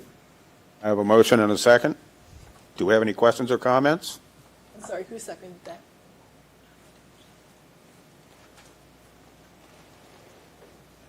Let's have a roll call, please. Kell? No. Lottahoff? Yes. Mitchell? Yes. Nichols? Yes. Snyder? No. Thompson? Yes. Motion passed. Move down to, Point of order, Your Honor. what's that? Don't you need to, after the untable, vote on the motion? There's no Conveys. discussion on that. It's not debatable. Thank you. Okay, moving on to motion number 2, to untable resolution 2024-121, providing for the conveyance and transfer of title for 406 Lee Street from the city of Marshalltown, Iowa to RMB Cooperative, and this will also require 4 votes. Correct? Yes. Motion to untable, Your Honor. Yep. Motion to untable. Thank you. Do I have a second? Second. Okay, I have a motion to untable. Is there any questions or comments? Roll call, please. Thompson? Yes. Snyder? Yes. Nichols? Yes. Mitchell? Yes. Kell? Yes. Lottahoff? Yes. Okay, the motion, or the resolution is untabled. Let's move on to 2.1, Resolution 2024-121, providing for the conveyance and transfer of title for 406 Lee Street from the city of Marshalltown, Iowa to RMB Cooperative. Do I hear a Move for approval, Your Honor. have a motion to approve? Second. We have a motion and a second. Any questions or comments? Roll call, please. Nichols? Yes. Mitchell? Yes. Snyder? No. Lottahoff? Yes? Kell? No. Thompson? Yes. Motion approved, or resolution approved. Okay, we're going to move down to 3.1, or 3. Motion to untable the resolution 2024-122, providing for the conveyance and transfer of title for 708 Lee Street from the city of Marshalltown, Iowa to RMB Cooperative. Move to untable, Your Honor. I have a motion to untable. Second. I have a second. This will require 4 votes again. Let's have roll call, please. Snyder? Yes. Mitchell? Yes. Lottahoff? Yes. Thompson? Yes. Nichols? Yes. Kell? Yes. The motion is untabled. We can move on to Resolution 2024-122, providing for the conveyance and transfer of title for 708 Lee Street from the city of Marshalltown, Iowa to RMB Cooperative. Move for approval, Your Honor. Second. I have a motion and a second. Is there any questions or comments? Let's have roll call, please. Thompson? Yes. Nichols? Yes. Mitchell? Yes. Blatterhoff? Yes. Kell? No. Snyder? No. Resolution carried. Want to take them now? Sure, you do. Okay, moving on to Resolution 4. Resolutions 2024-115, resolution approving a professional service agreement for $263,000 with HR Green Incorporated for design services for the WPC Sludge Thickening Improvement Project, WPC 24001. Move for approval, Your Honor. Second. Heather Thomas, Public Works Director. This is a project that I brought to your guys' attention during the budget cycle. With wastewater treatment and environmental regulations, there's always something new coming down the pipeline. So as we are still very much in the middle of our $10 million project right now at the Headworks facility, we're looking at our next project, which is replacing some equipment that was installed in the 1980s. That equipment is now 40 to 45 years old, which is well past its end of life. We're kind of excited about this project. We took a little bit of a different approach on this project. Instead of just replacing it with something that does the same thing it does today, we're actually dual purposing the units that we're going to put in. So not only are we going to continue to thicken the sludge that we have there today for the treatment process, we're also going to dual pipe some of our sludge storage to this facility. So what that's going to allow right now is our 4.5 million gallons of sludge storage that we have today. We're going to increase the thickness of what we store in that so that we have more capacity, so that as the development continues in the Edgewood Industrial Park and the site certified park, we can actually handle the same amount of biosolids in half the amount of storage, since we're losing some of that ground. So we're using this project to do that, and we ask for your approval of this contract. We'll start the design phase and hopefully go out to bid sometime next year with construction in 2026. Thank you, Heather. Does anyone have any questions? Anyone from the audience? Roll call, please. Thompson? Yes. Snyder? Yes. Nichols? Yes. Mitchell? Yes. Blatterhoff? Yes. Kell? Yes. Resolution carried. I'm going to now call a public hearing open for resolution providing for the conveyance and transfer of title for 24 North First Avenue from the city of Marshalltown, Iowa to Mobius Group at 6:42 p.m. Call the public hearing open. Does Want a anyone? Staff review? What's up? Would you like a staff review? Oh, we need the motion.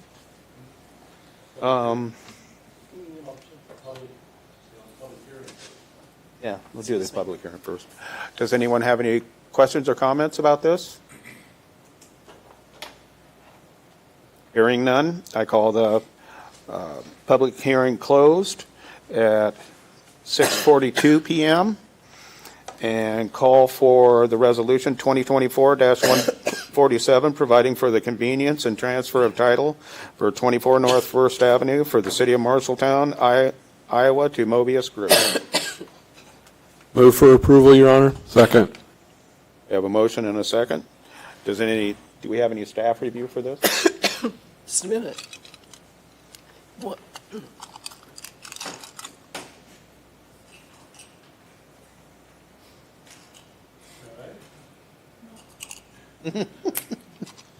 I believe this is the house that, or we moved it, sold the house. We moved. Yes, and we had one bid. That was for $3,000. Thanks, Heather. Heather, come up here. Your Honor, can we take a short recess for a second? You want me to go ahead? Okay. So 24 North First Ave is the one we're voting on right now first, right? Okay, so 24 North First Ave is the building that was next to Vaughn's Pub that was taken down. That was taken down. It was acquired through 657A process. Initially, the city was going to go ahead and put a new drive into the parking lot back there. And there was a request from an adjacent property owner to go ahead and consider selling it. Council voted to go ahead and go through the RFP process for that, and they were the high bidder.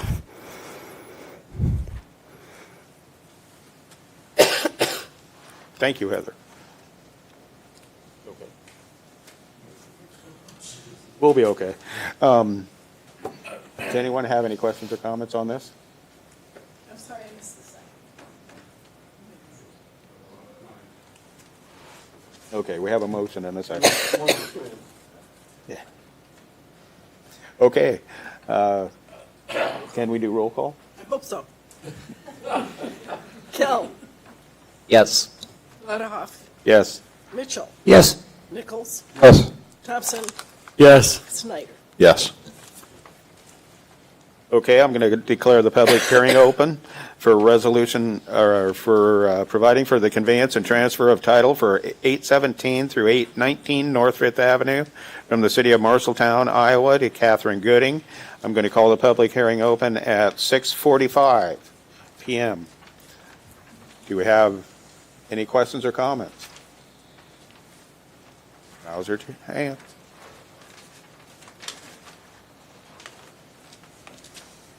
Hearing none, I'm going to call the public hearing closed at 6:45 PM and move on to the resolution providing for the conveyance and transfer of title for 817 to 819 North Fifth Avenue from the city of Marshalltown, Iowa to Catherine Gooding.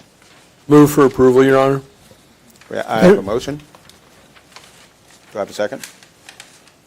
Okay. Is there any questions or comments? Hey, Your Honor. Yeah. I am going to vote against this. Catherine Gooding, the purchaser here, was using some rather unsavory tactics in the Marshalltown real estate market, and I don't want to support people like that selling their Marshalltown property. So I'm going to be voting no. Fair enough. Do we have any other questions, comments? Not a question, Your Honor, if I may. You Just may. a comment, just remind people, this was the property that we purchased to make room for Edgewood to go through the intersection on Fifth Avenue. If anyone's questioning why there's two, there were actually two addresses there. One kind of overlapped into the, well, where half the street is now. So if there was anybody who had a question, this is where that property is located, so. Thank you. Anyone else have any comments? Let's move on to roll call. Snyder, No.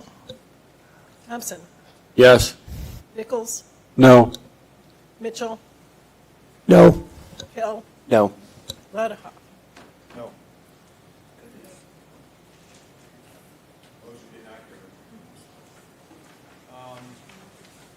The council has an option to set this out to bid again, since the motion failed.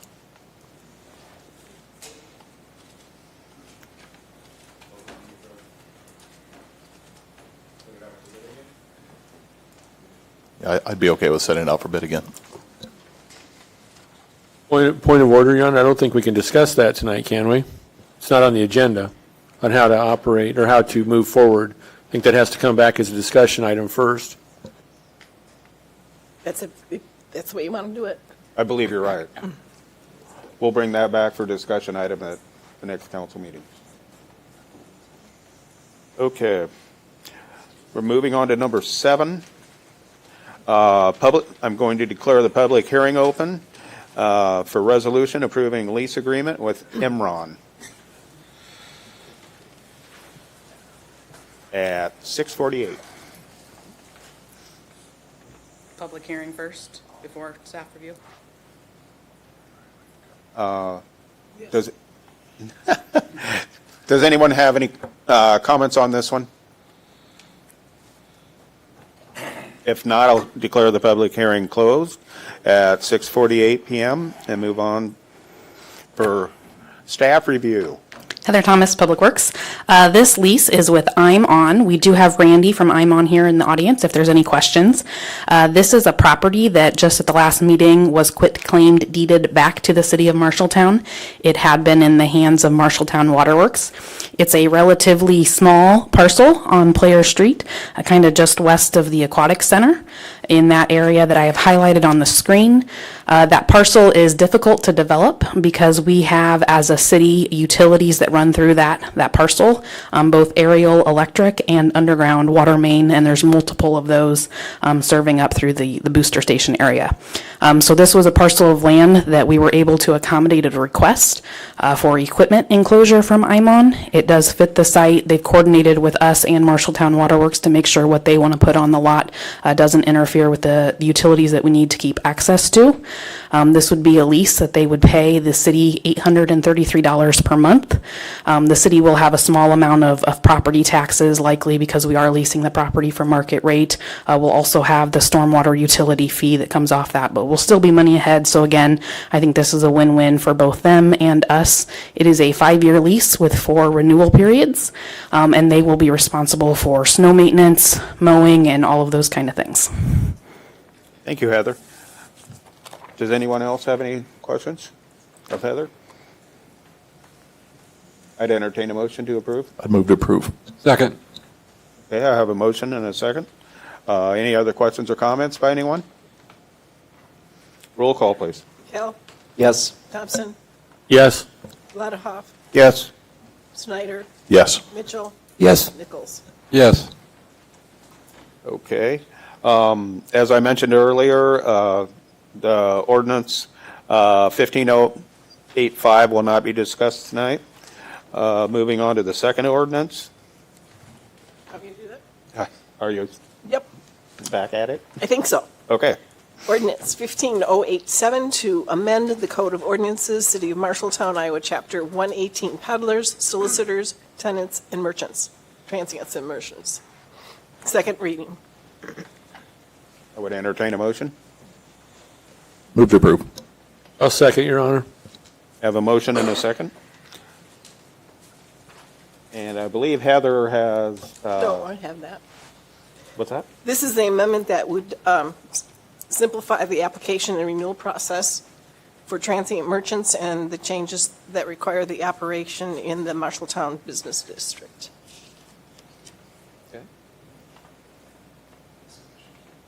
Any questions by anyone? Comments? Let's have roll call. Vladahov, Yes. Mitchell, Yes. Thompson, Yes. Snyder, Yes. Nichols, Yes. Kell. Yes. Okay. Moving on to discussion items. First, we have letter of interest, 20 East Main Street. Heather. Good evening, Heather Thomas, Public Works. We went through an RFP process for best use.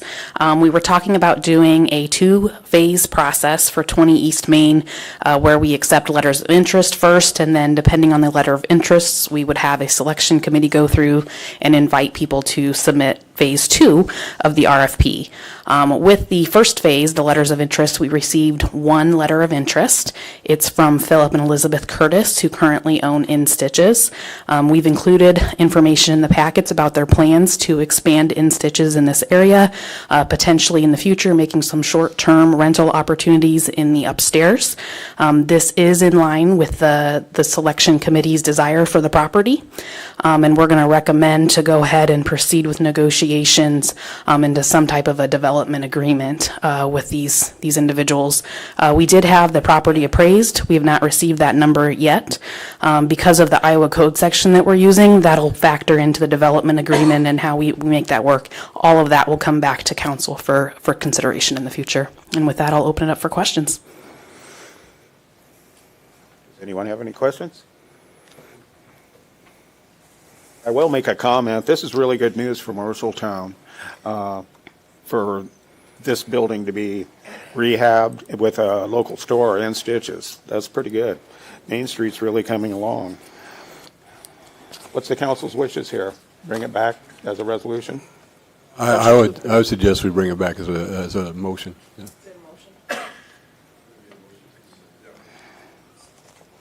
I have a motion. I'll second that. I have a motion and a second. Any questions or comments? Roll call, please. Mitchell, Yes. Thompson, Yes. Snyder, Yes. Vladahov, Yes. Nichols? Yes. Kell? Yes. Okay. Second item of discussion is automated traffic enforcement ATE revenue policy. That's yours. That's mine. Go for it. Okay, as the state code has changed as of May 17th, as we've heard that date floating around this evening, the purpose of the ATE funds has been limited to police, fire, and infrastructure. And so I'm asking the council's guidance for a policy that you would like to go forward with to use those funds on an annual basis should we be successful, because we will be successful with our application process. Again, if for some reason the application process is not successful, then this is not going to be a problem, or it's going to be a big problem. So does the council wish to designate percentages, or are you looking to go one way or the other with those three options? Your Honor, I'd like to propose that we base this on a funding need as it comes, based on the police recommendations, based on infrastructure needs at the time, and not lock it into a percentage. Your Honor? Yes. I personally would like, if we're going to keep these, if the state allows us to, I guess I'd like to see, we've never had a budget item for the K-9 program, and I think I'd like to see this be dedicated to the K-9 program in the police department. I think that qualifies, right, Cindy? Yes, it would, because it's part of the police department. However, as my memo indicated, that's a pretty rich program just for K-9. Yeah, I know the police officers that are here tonight will disagree with me, but I think every officer needs a K-9 partner.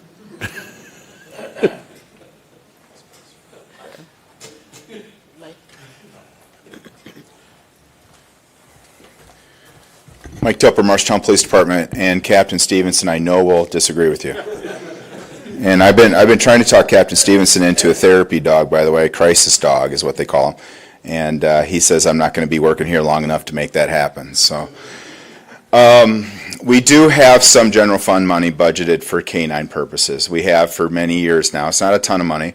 And then the community has always been very generous with the K-9 program. And when we've had significant needs, and it's happened twice in the 13 years that I've worked for you, the community has stepped up. So I think it's a great idea, but we're about to talk to you about a very significant project and Impact. I would just throw out Impact is an important program that does not have designated long-term funding. So that's just something for you to think about.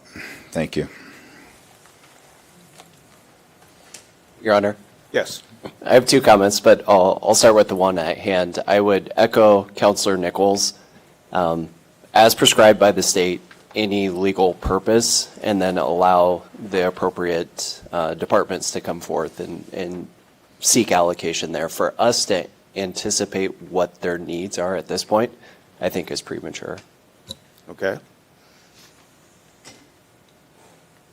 So, Your Honor, if I may? Yes, you may. Councilor Kell was echoing Councilor Nichols and making a motion then? My second comment, I'd like to get to that first. Okay. But does anyone else have any comments on the? So we know May 17th, this law changed. It goes into effect July 1. We still have $137,500 remaining collected in fiscal year 24 that are not appropriated to any of the three areas that we designated. I understood that they were designated to cameras for fiscal year 25. Not at our direction, that I understand. Just wanted to share that because that's Yep. what I was told by Diana. Yeah, no, that money is appropriated for FY25. I guess I would like to see the three areas we had were police technology and prevention. A quarter of the anticipated revenues were going to go there. We fulfilled that 90%. Arts and culture master plan at 50%, and then community beautification and nuisance enforcement at 54%. So we still have two areas that we made a commitment to at the time, believing that they were would remain legal and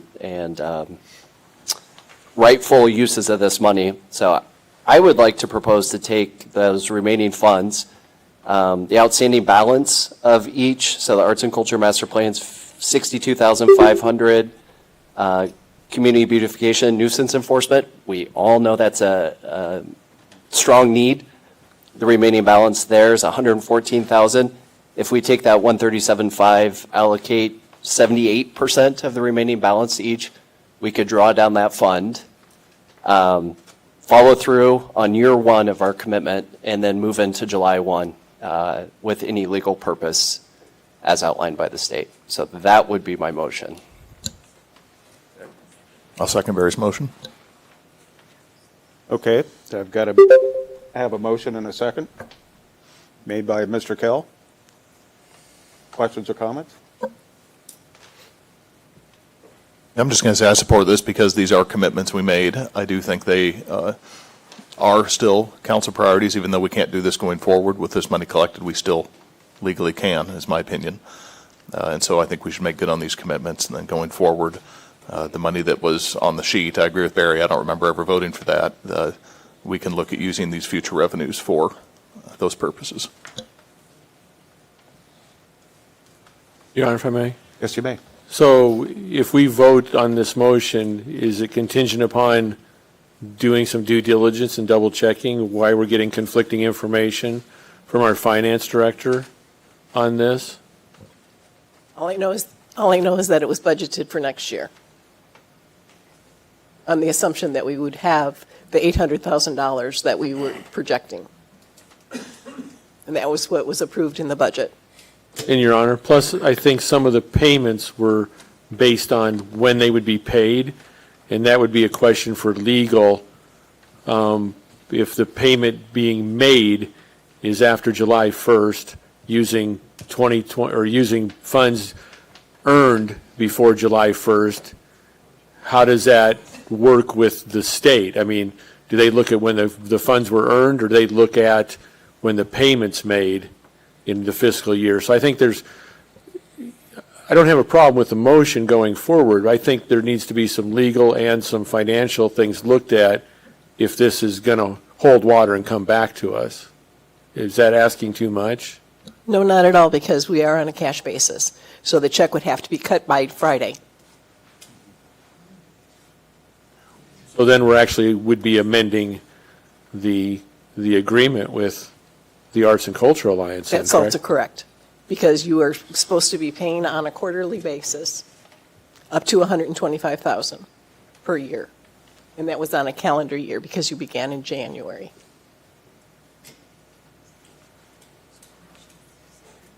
So we would actually need this motion, if this motion succeeds, we'd need this motion to come back, but in the agenda next time, the previous motion would be to amend their contract that they can take an extra payment then, correct?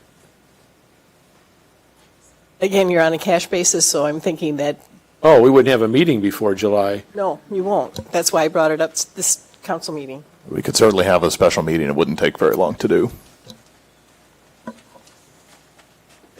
It's your pleasure. Yeah, how it's outlined, the remaining balance carrying over would be a legal purpose starting July 1.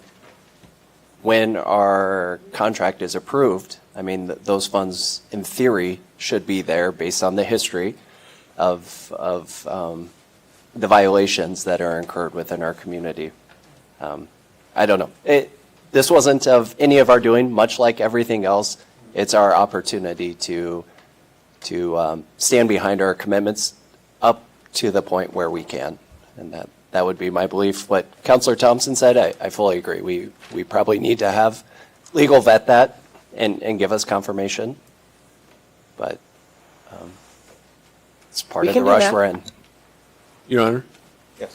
So Cindy, how fast, with this being the last week in the month, how fast can you get legal to, if we move forward with this motion, how fast can you get legal to come back to us? And then a special meeting would have to have a 24-hour notice to be public. Is this something you can do in the next 2 days? Cindy, could we make the motion pending, pending legal approval?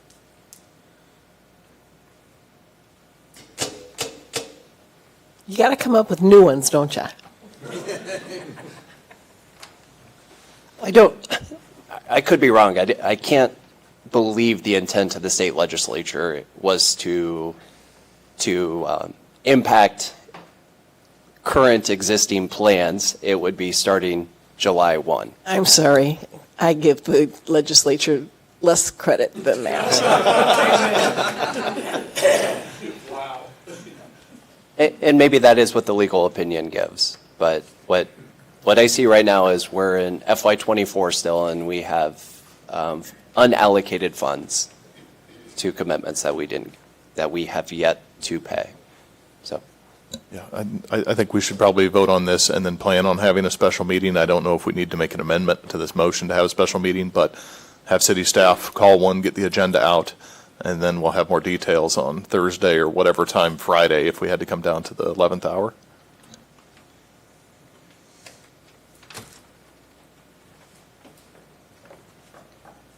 Right. Does that sound good to you, Barry? Yep. Thank you. Yeah, we need someone to. Already seconded. Yep. I have that. What's that? I have that. Are you ready for a call? Okay. Discussion, more discussion, or what do you want? Now, we have so we're going to make a motion now, correct? We already have a motion and a second. And a second. And we want to move forward with this? What? Does anyone have any comment?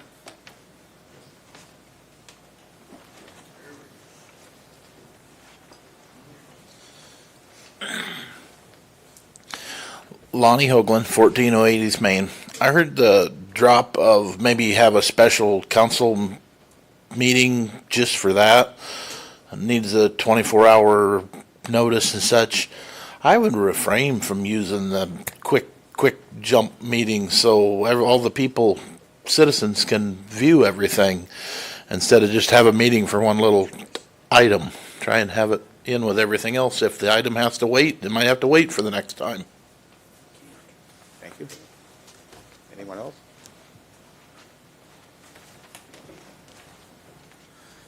Mark Eaton, 1007 South 10th Avenue. Can you read the motion back? That the remaining fund balances of $62,500 and $114,000 be allocated to the allocations during fiscal year '24. Okay, so this discussion is about allocating the funds already on hand per the contracts that we already have. So Right. that sounds like a perfect plan. But is that talking about going forward? Because I thought your motion was to move to, Mine mine didn't end up being a Okay. formally approved motion. okay, because I don't understand why we have this in this order, but we got a $800,000 body camera thing to talk about, and can be funded by the traffic cameras. Okay. Let's have roll call. Schneider, Yes. Kell, Yes. Lottahoff, Yes. Mitchell, No. Thompson, No. Nichols. Well, I'd like to hear it full legal so we knew we were acting within our bounds, so I'm going to say yes until we get the legal. Thank you. Motion carried. Okay. We are down to number 3, vehicle and body camera purchase, Marshalltown Police Department. Point of order, did we finish what we were talking about there in discussion? I don't know that we ever had a motion to say that the funds will remain unallocated, or do we need that? I mean, that was the whole purpose of that discussion item, I believe. Kind of veered in a different direction. At this point, because we haven't got the application in yet, if you're not going to do a future allocation because you're unsure of what that's going to be, then I don't see any point if you're going to spend the funds on hand to current contracts. Fine with me, then we can proceed. And we'll get a notice for a special meeting after everything is worked out with the legal.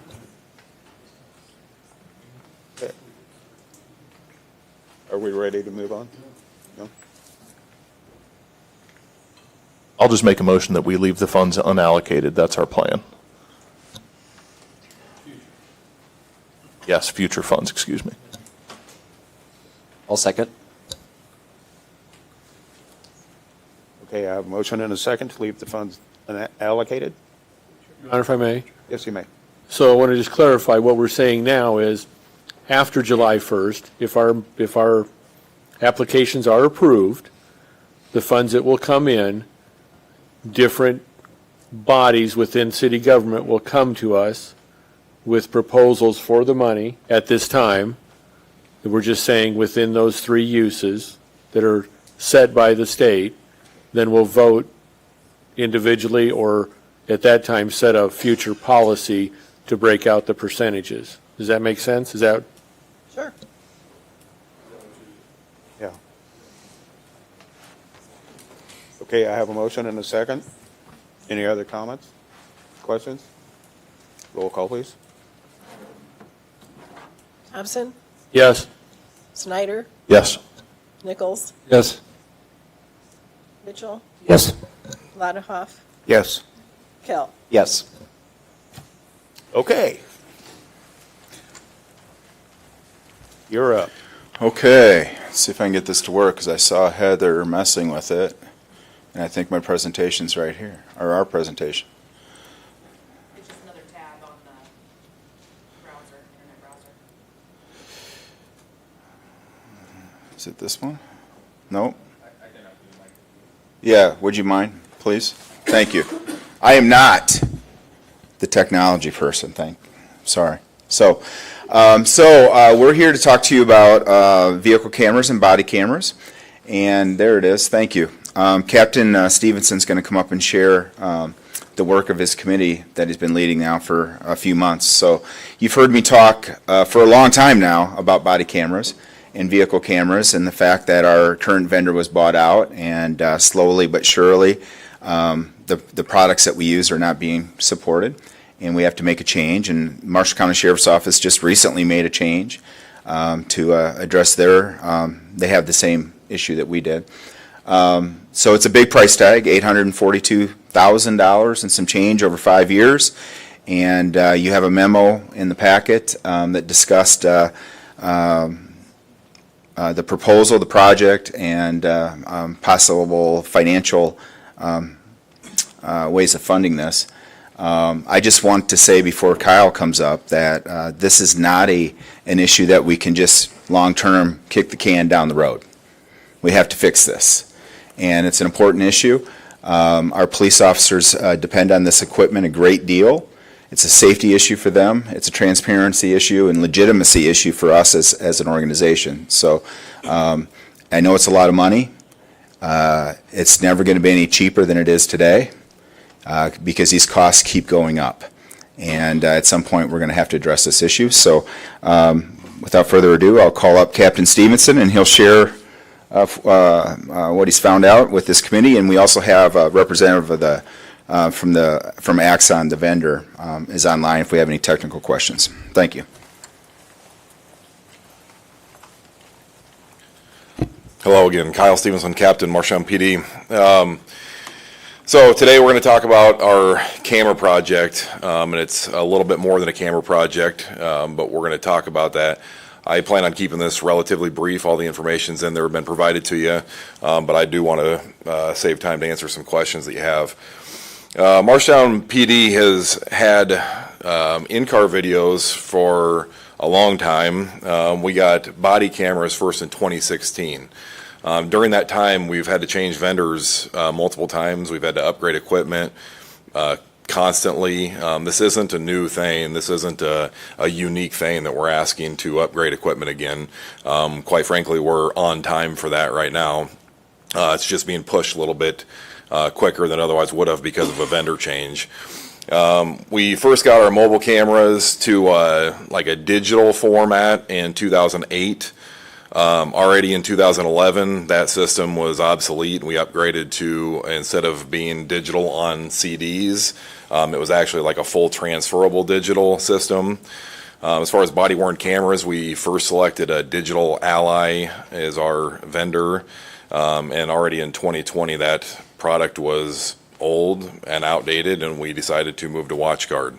Like Chief Tupper mentioned to you, WatchGuard has since been bought out by Motorola. They are no longer servicing WatchGuard equipment anymore. The option is to switch to Motorola, but Motorola is a different company than we're doing business with already. So this is a perfect opportunity for us to evaluate our options. We decided to do an evaluation. Like Chief said, I'm in charge of our technology committee. There's approximately 10 people on our committee, ranging in rank, ranging in experience, ranging in position, to give us a good grasp of our whole department and what they're looking for. The technology committee put together select officers. We picked basically 2 officers per shift to do this test and evaluation process, and we selected 3 vendors to test out. The vendor that I'm going to present today is Axon. Axon unanimously was our favorite product. That comes from the officers that did this evaluation. That comes from the technology committee, and there was a number of reasons.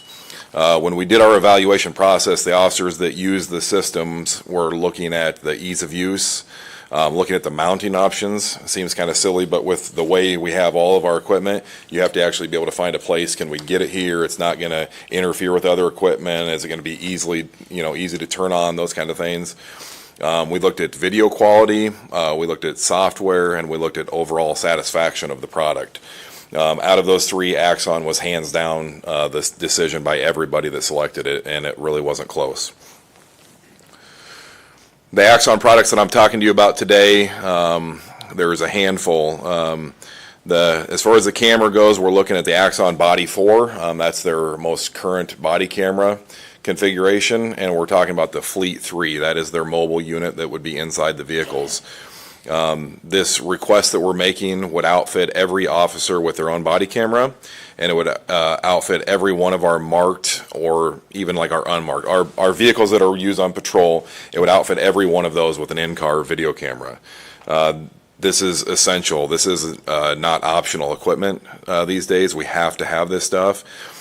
We've done this in the past with using a Band-Aid approach and sharing cameras, and you're having battery issues, you're having these other issues.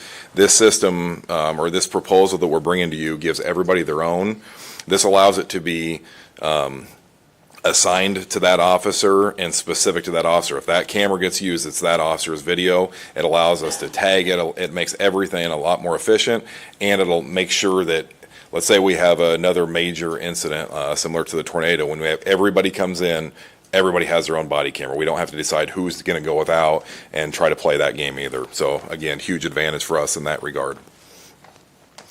The other 2 products that aren't part of they are part of the proposal, they're not part of the camera proposal, is because we're going with Axon. Axon has many options of things that they offer, and the services that they offer are, again, essential. This isn't optional equipment for us these days. This is the thing that we have to do. The beauty of us looking at Axon is they provide all of the equipment that we're looking for. So the other 2 things that we're looking at is their online digital evidence storage, which is through evidence.com. And then the second thing is the TASER. We currently carry the TASER X2.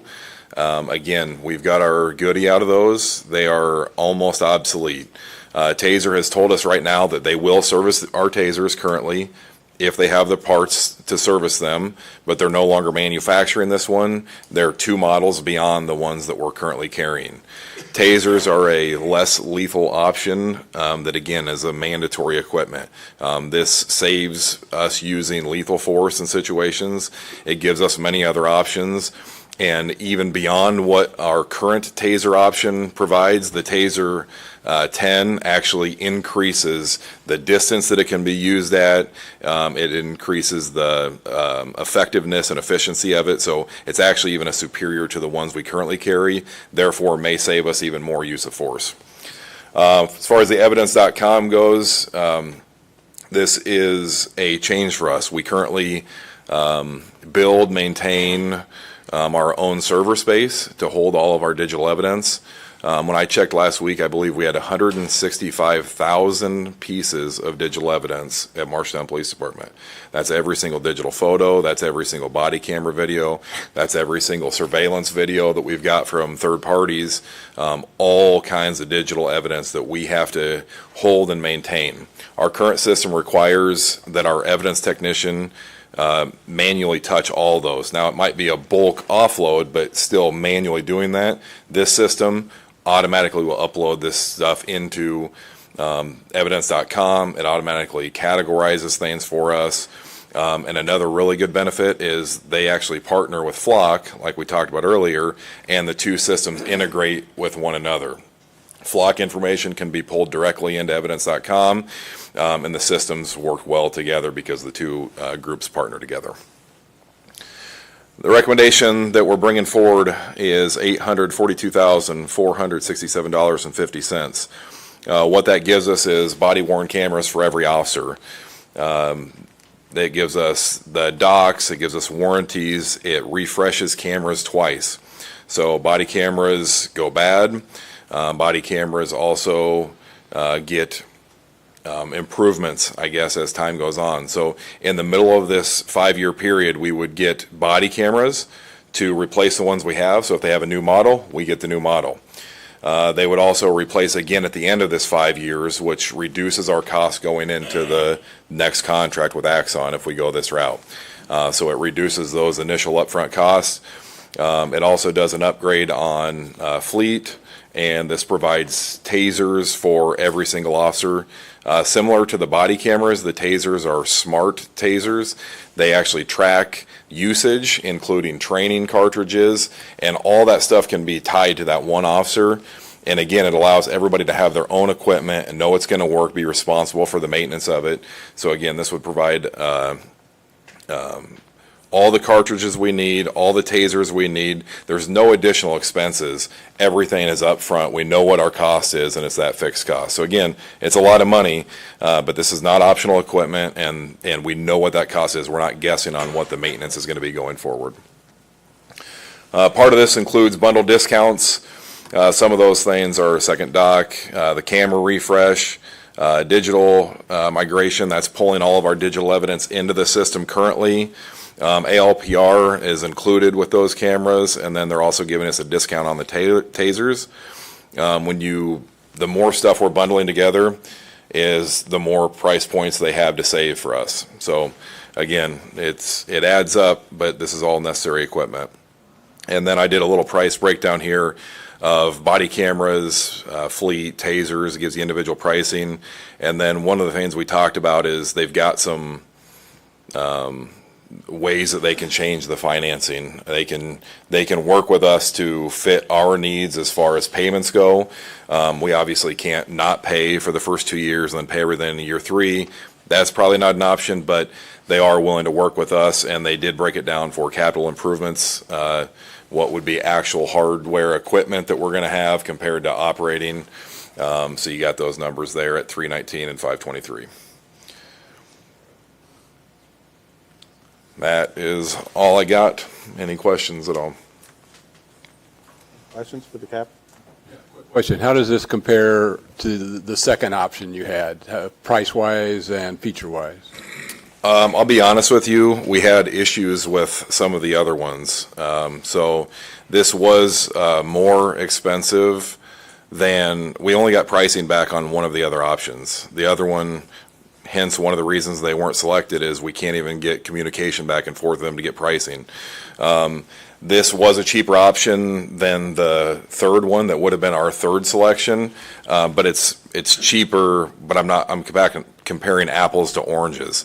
It's not even remotely the same service that we're getting. It's not even remotely the same product that we're getting. And the other one didn't have many of the things that we're looking for. The online evidence storage was not compatible with what we're going to need. They did not have the ALPR option even. They obviously don't have the tasers. That's a standalone thing for Axon. But there was many, many things that would make that really not even a feasible option for us. Thank you. Your Honor, if I may? Yes, you may. Hey, Kyle, a couple questions. Your 47 number seems low, but I'm assuming the refresh is almost immediate then? Can you tell me what you mean by your 47? Your 47 would be the body cameras. You have a quantity of 47. So you must have, you're not holding very many.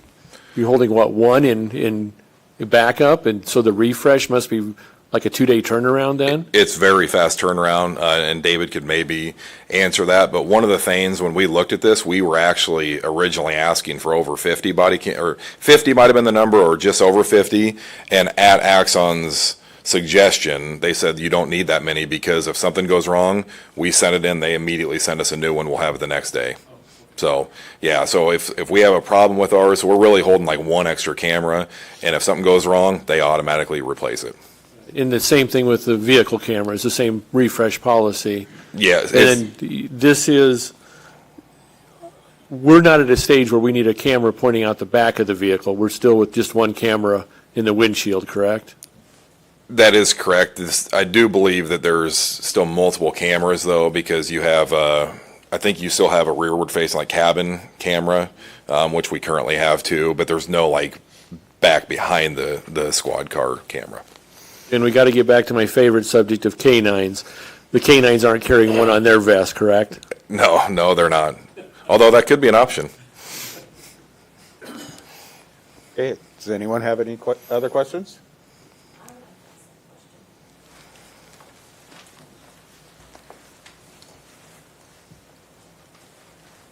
Linda Clark, 306 South 2nd Avenue. I understand with what the governor is trying to do with the traffic cameras, and I do know that our police officers need to be protected. There's been a recent article in the Times-Republican where the city and the county have been working together, and he said that the county, was in the same situation. Have they considered to use this company too, since we're taxpayers for the city and the county? I think we need to have the best to protect our police officers, and it sounds like what I'm hearing him saying is good. And I would really get on board if our county, if Joel Phillips feels that this company was good, and since they work together, I would like to see that, if that's a possibility, because city and county have been working together on these issues, and we do need to keep our police officers safe. Thank you. Thank So you. is that a possibility? Has Joel considered? Yep, I'll answer you.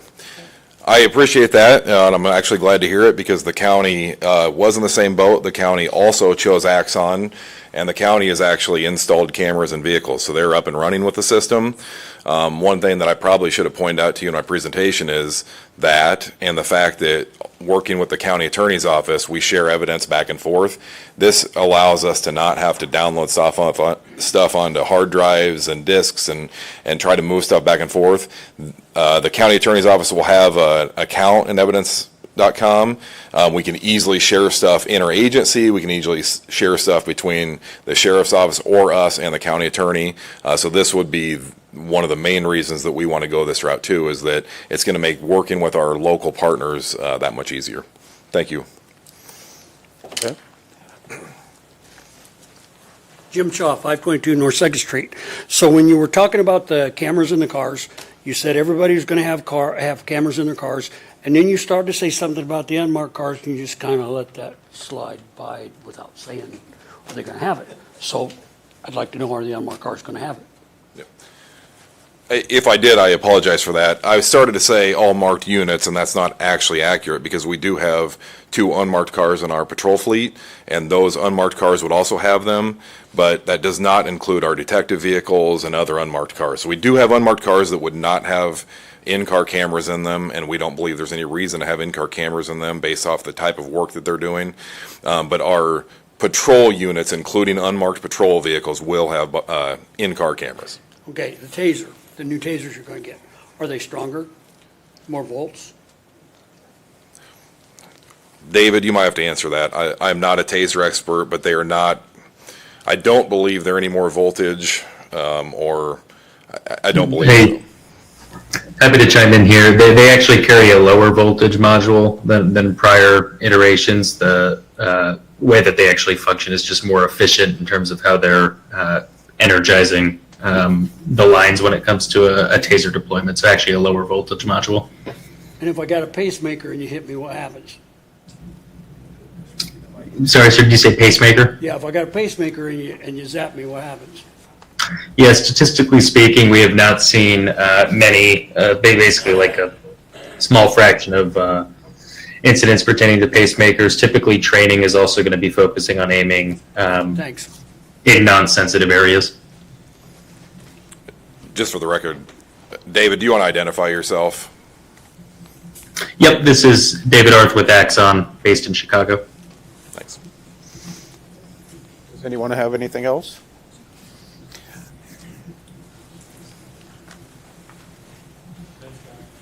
So, on the taser topic, the new version of the taser is much more effective and efficient than the version that we're carrying now. So it's actually going to enhance the safety of the officer, and it enhances the safety of the person we're trying to take into custody. We need effective equipment, and as Captain Stevenson just laid out, the equipment that we're using now is, quite frankly, old, and we've been band-aiding stuff for a while. So this is a good opportunity for us to enhance the equipment that we're issuing to our police officers in the field. Your Honor, I'd just like to say, being in the technology field, I do totally get why you'd want to go this way. Having one unified ecosystem between all your different products is going to save you a lot of time and help get to the bottom of these cases quick. So I would make a motion to proceed as outlined for the recommendation in the memo. Okay. I have a motion. Do I have a second? Second. Any other questions or comments? Give it to Mark.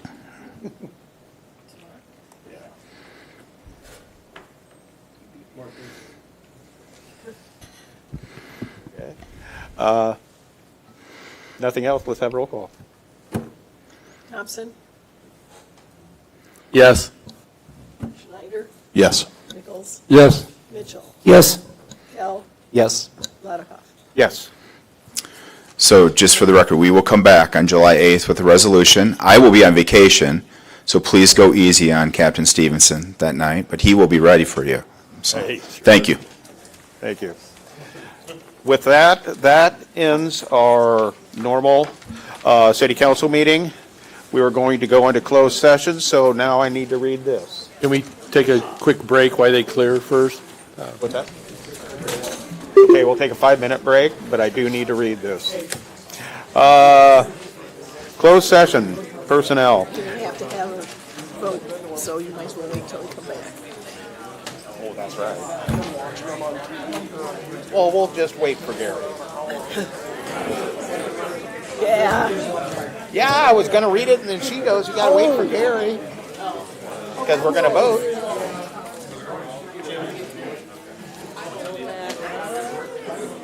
Oh, I gotta wait till he turns off the live